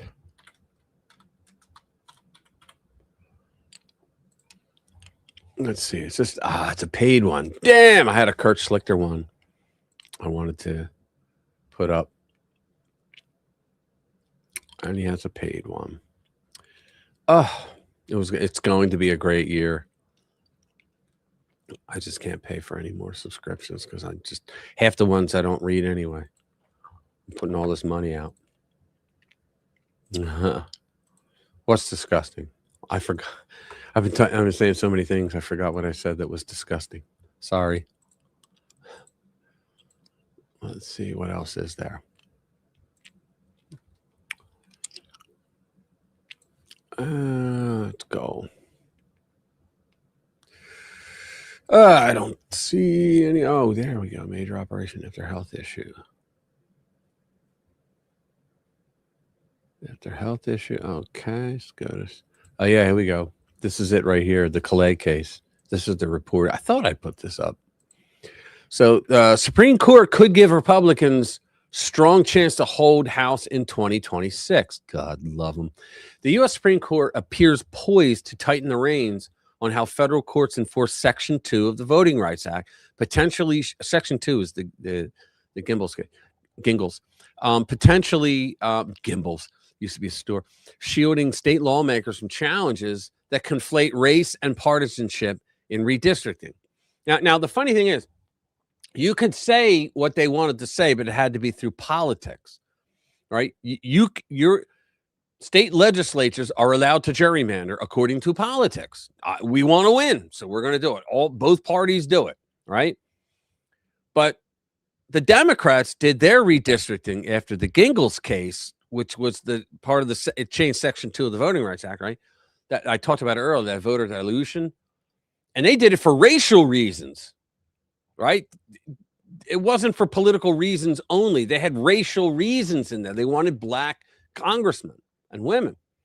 So, because you can't argue any other way. Well, we're the minority, so we got to have majority minority districts. So, but now they are arguing in Texas against the Calais case, right? They're arguing. I'm sorry, in Louisiana v. Calais. They're arguing that the Republicans or the courts in Louisiana are doing it. They want to undo this race-based gerrymandering because of race. And the court has already said, when they heard the case, I heard some of the arguments. The judges, some of the justices came back and said, well, I don't see race involved here. It's all political. And the petitioner was saying, and when you have the state itself saying, well, yeah, we don't like it either, because Calais argued, the argument for Calais' side is that it violates that kind of gerrymandering, racial gerrymandering, violates the 14th and 15th Amendment, and it does, because I looked into it. And so when you have the justices agreeing with the Calais and agreeing with the words that were said by the state, because the state said, look, we have to allow it because your court, in 1986 created this mess, and we would really like to get rid of it because we don't like it either. It's racism, and we don't like it. But now the Democrats are going to claim that the court, if it rules in favor of Calais, we're racist because of it. Yeah, Clarence Thomas was a racist because of it, right? The looming decision is so significant that two well-known voting rights groups have warned that eliminating or limiting Section 2 would allow Republican-controlled legislatures to redraw up 19 congressional districts in their favor, which is 100% the way it's supposed to be done. But they were blocked from doing it by a prior court making a really bad ruling. They used race to create districts. There's no way anybody could argue otherwise. And now they're complaining, it's going to allow the Republican control. Well, it will allow Democrat-controlled legislatures to do the same thing. Just don't do it by race, right? During an interview with Fox and Friends, Attorney Cook told Kevin Corke, these names, that she believes that the Supreme Court is giving President Trump a roadmap for navigating certain cases that could have a major impact on his agenda. That's great. We don't have a problem with that. During re-arguments in Louisiana v. Calais, a conservative majority signaled openness to an approach backed by the Trump Justice Department, which could make it tougher for plaintiffs to win claims of racial vote dilution in regions where voting patterns align closely with party lines, a hallmark of modern Southern politics. The case, you don't even need the Voting Rights Act anymore. Do you know it is a fact that the more conservative the South became, the less racist it was? That's a fact. I mean, you can look at timelines and you can tell. So the case stems out of the 2022 congressional map in Louisiana, which a federal district court deemed likely in violation of Section 2 for concentrating black voters who made up about a third of the state's population into just one majority black district out of 6. In response, lawmakers in 2024 adopted a remedial plan creating a second such district. But white voters sued, alleging the fixed amounted to an unconstitutional racial gerrymander, and a district judge sided with them. Initially argued in March, the case returned after the justices ordered fresh briefs on Section 2's constitutionality. Over the summer, Louisiana flipped its stance, now urging the court to curb or eliminate race-conscious districting. You know why they flipped? Because the governor's office and the attorney general's office flipped. Right? Black voters who initiated the original challenge defended the remedial map, arguing it corrects proven dilution of minority voting power. But dilution is not something that needs to be corrected by law. What they're saying is there too many white people live around us in our district, therefore we don't get to vote the way we want. So, like I said earlier in this stream, so what their argument is, look, we're racist because we're going to vote for black candidates, and we believe we're calling the white people racist because they're going to vote for white candidates. That's what they're saying, and I think it's ridiculous. I mean, do they really want to be known? They just don't understand what they're saying because they're stupid. And Democrats are testing the president's authority because they're terrified. They're terrified that they can't import, for instance, illegals for voting blocks today. They want to fight him on the economic agenda because we're seeing prosperity. And lastly, these voting right cases, we have to just stop the racial discrimination on second. Yeah, but do you see what it says? Can states draw districts based on race? No, they cannot. No, they can't. The Voting Rights Act and get back to actually allowing individuals to vote rather than blocks of racial demographics. So I think there's going to be a lot of wins for President Trump, and I want this case law cleared up. Right, so do I. Because it was horseshit from the beginning. The Gingles case was horseshit.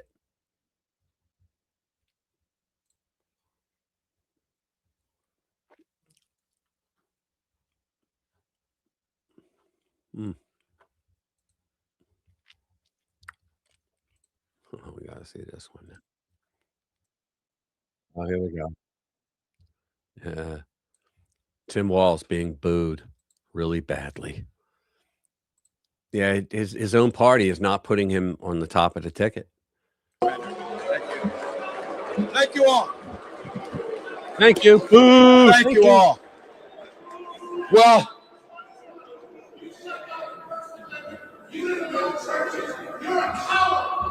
Whoa, calling him a coward. Welcome to the Capitol. It's great that you're all. Sir, you're welcome to come. Let me finish. Let me finish and vote. Hey, sir, he doesn't have fucking votes first. Shut your mouth. Oh, hey, there's some passion in the building, which is a good thing. Reaction to some of the boos that you got out there and some of the heckling. Yeah, and some of the thank you. And this guy wanted to go help me brawl the guy. Look, that's what they're going to do. These folks come here. They're going to have to face reality. Some of these guys voted for what's happening at the VA and they don't like it. Some of them come up here and are saying they're supporting folks who are voting against this. The House budget is grossly underfunded in veterans and it has to change. It's funny when you try to figure out, well, what excuse are they going to come up with this time? You know, this is unreal. Unreal. Reporter is inside. Here we go. A Politico reporter.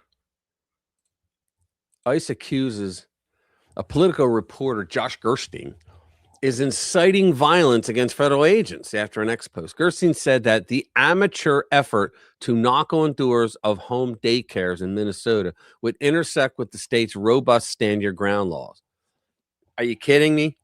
Stand your ground laws are when someone is going to commit a crime against you and you're allowed to stand your ground. In other words, you don't have to take it. But let me tell you something. The stand your ground laws in most states, you have to actually be able to prove that you were standing your ground. You can't just say it. Oh, standing my ground, man. You're not allowed to do that, right? But in other words, you can shoot someone if they're threatening to harm you or they attack you. You're allowed to defend yourself. Is basically what it is. You're allowed to stand your ground. So now they're saying that ICE knocking on doors or federal officers, period. Oh, the amateur effort to knock on doors of home daycare centers. So in other words, I guess they're saying that Nick Shirley should be allowed to have his ass beat because of stand your ground laws, right? Unreal. Let's see what this guy says. Former Deputy DHS Secretary Ken Cuccinelli joins me now. So great to see you this evening. Thanks for joining us. Good to see you, John. So when you start to sort of unpack the outlines of this enormous fraud scandal, how important is the open borders aspect of all of this in terms of the Democrats' playbook? Well, certainly as part of the Democrats' playbook, it's been part of it for 15 years. And what used to be a fairly bipartisan issue, you can go back to just the Clinton era when this was a bipartisan issue. Joe Biden voting the same way as conservatives when he was back in the Senate in the 1990s, just by way of example.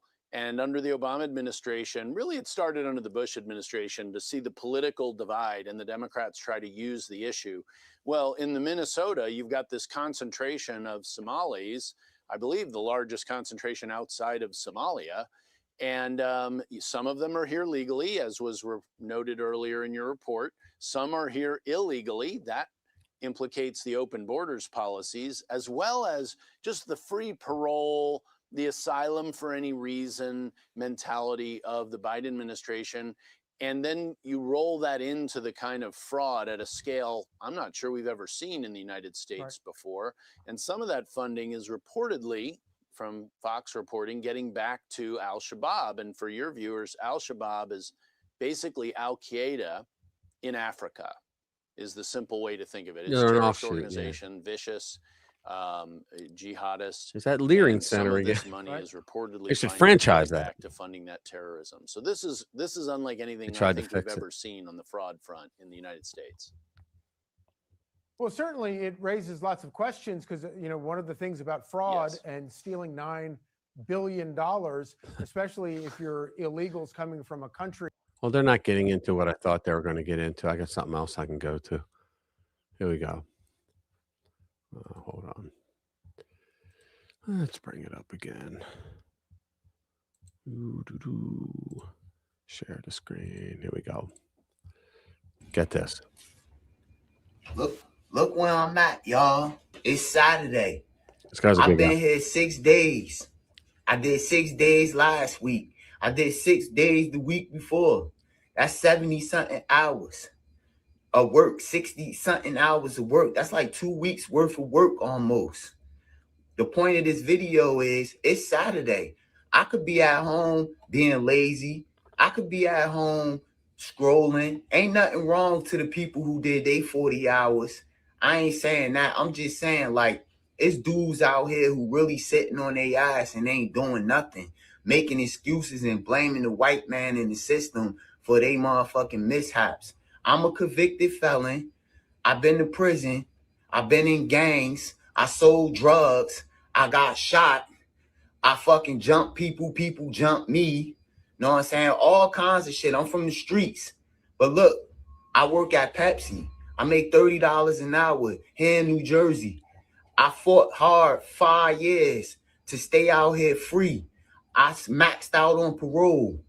I fucking finished my 5 years. See, a lot of people go, all right, well, good for you for joining the human race. But I'll tell you what, there's a lot of guys like him that they see this and they're going to go, if that dude can do it, I can do it. And seriously, that's important because a lot of young guys that get out of prison are like, I got no life ahead of me. I might as well continue to do the crime shit, right? But if you got one guy that's saying, look, I got a job, like all you got to do, get a job, go to work every day, and don't commit crimes. I mean, that's basically what the kids tell us, Supervision on November 4th.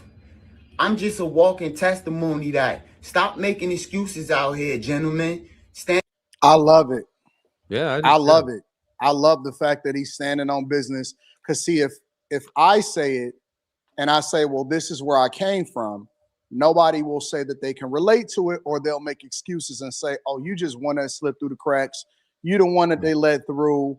Don't worry about it. We just going to write off the fact that you're using your own life and yourself as an example of how people can really remove themselves from their environments. And you are not your environment.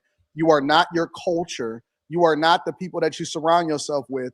You are better than that if you do the right thing, if you make the right choices, if you stop having self-inflicted wounds, if you decide that you don't want to keep up with the Joneses, if you decide that you want to, you know, not have children out of wedlock, if you decide that you don't want to be a part of family court, if you decide that you want to get married before you can.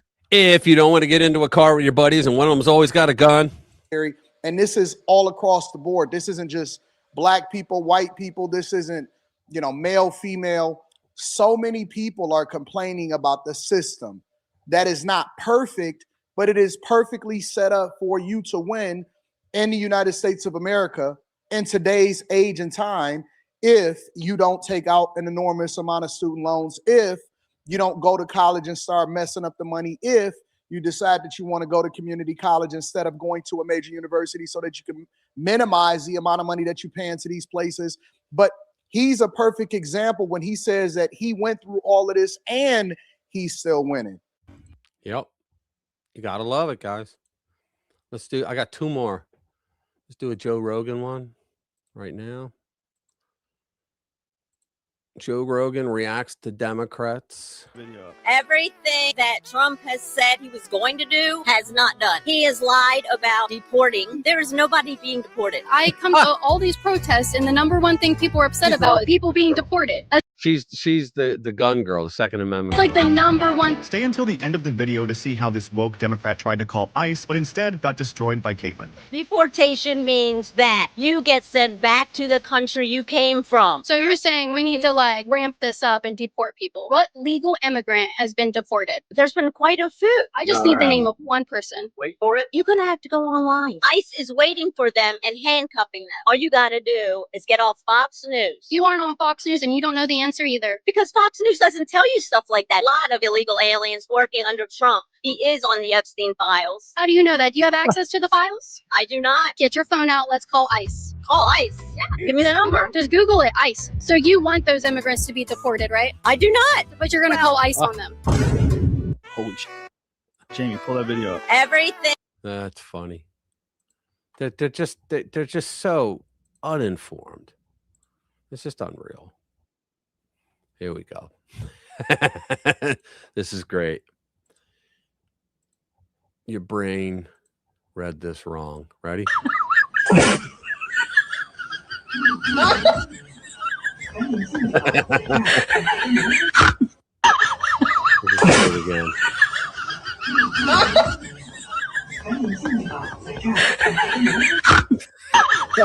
Oh, she's not working. All right, she's not. That's awesome. That's pretty funny. All right, guys. It's about that time. We've done over 3 hours. God bless you all for being here. Thank you very much. Hit that like button. Hey, Fordy's here. Oh, what's up, man? Yeah, he is. He's making a difference. Absolutely. Let me see. Radical Democrats are about to show us all their true. Yeah. Yep, you're right. It's gonna be a hard year, you know. But like I said in the beginning of the stream, I said that the first 2 quarters of 2026 are going to show the Democrats the door, because the economy is going to explode, and you're going to see them. in Congress and in state legislature, you're going to see them do every possible thing they can to screw the economy. You're going to see that, you know, because they just want. Oh, really? Okay, cool, man. Yeah, because they just want to win. That's what they don't want you to win, the American people. No, they want to win. And what's going to happen though is Trump's economy is going to start kicking in. So like first 6 months, you're going to see it begin, but then after that, you're really going to feel it because he's got what is he? I think he's either 13 or 17 trillion. I can't remember, but it's a lot of money coming in and building, you know, businesses here. Yeah, thank you guys for being here. Hit that like button before you leave, please. Do me a favor, bring a friend next time. Dr. Jade will be back next week. Like I said, she's recovering nicely from a surgery she had earlier in the week. Today she had I think some PT today, but she'll be okay. She's doing well. She said to say hi to everybody. All right, so I appreciate you being here. Love you. I'm leaving. Watch my videos during the week, please. Send them to your friends. We got to build up. More people. More people equals more fun here Friday night. So God bless you all. Happy New Year to everybody. I'm out. See you guys. Take care.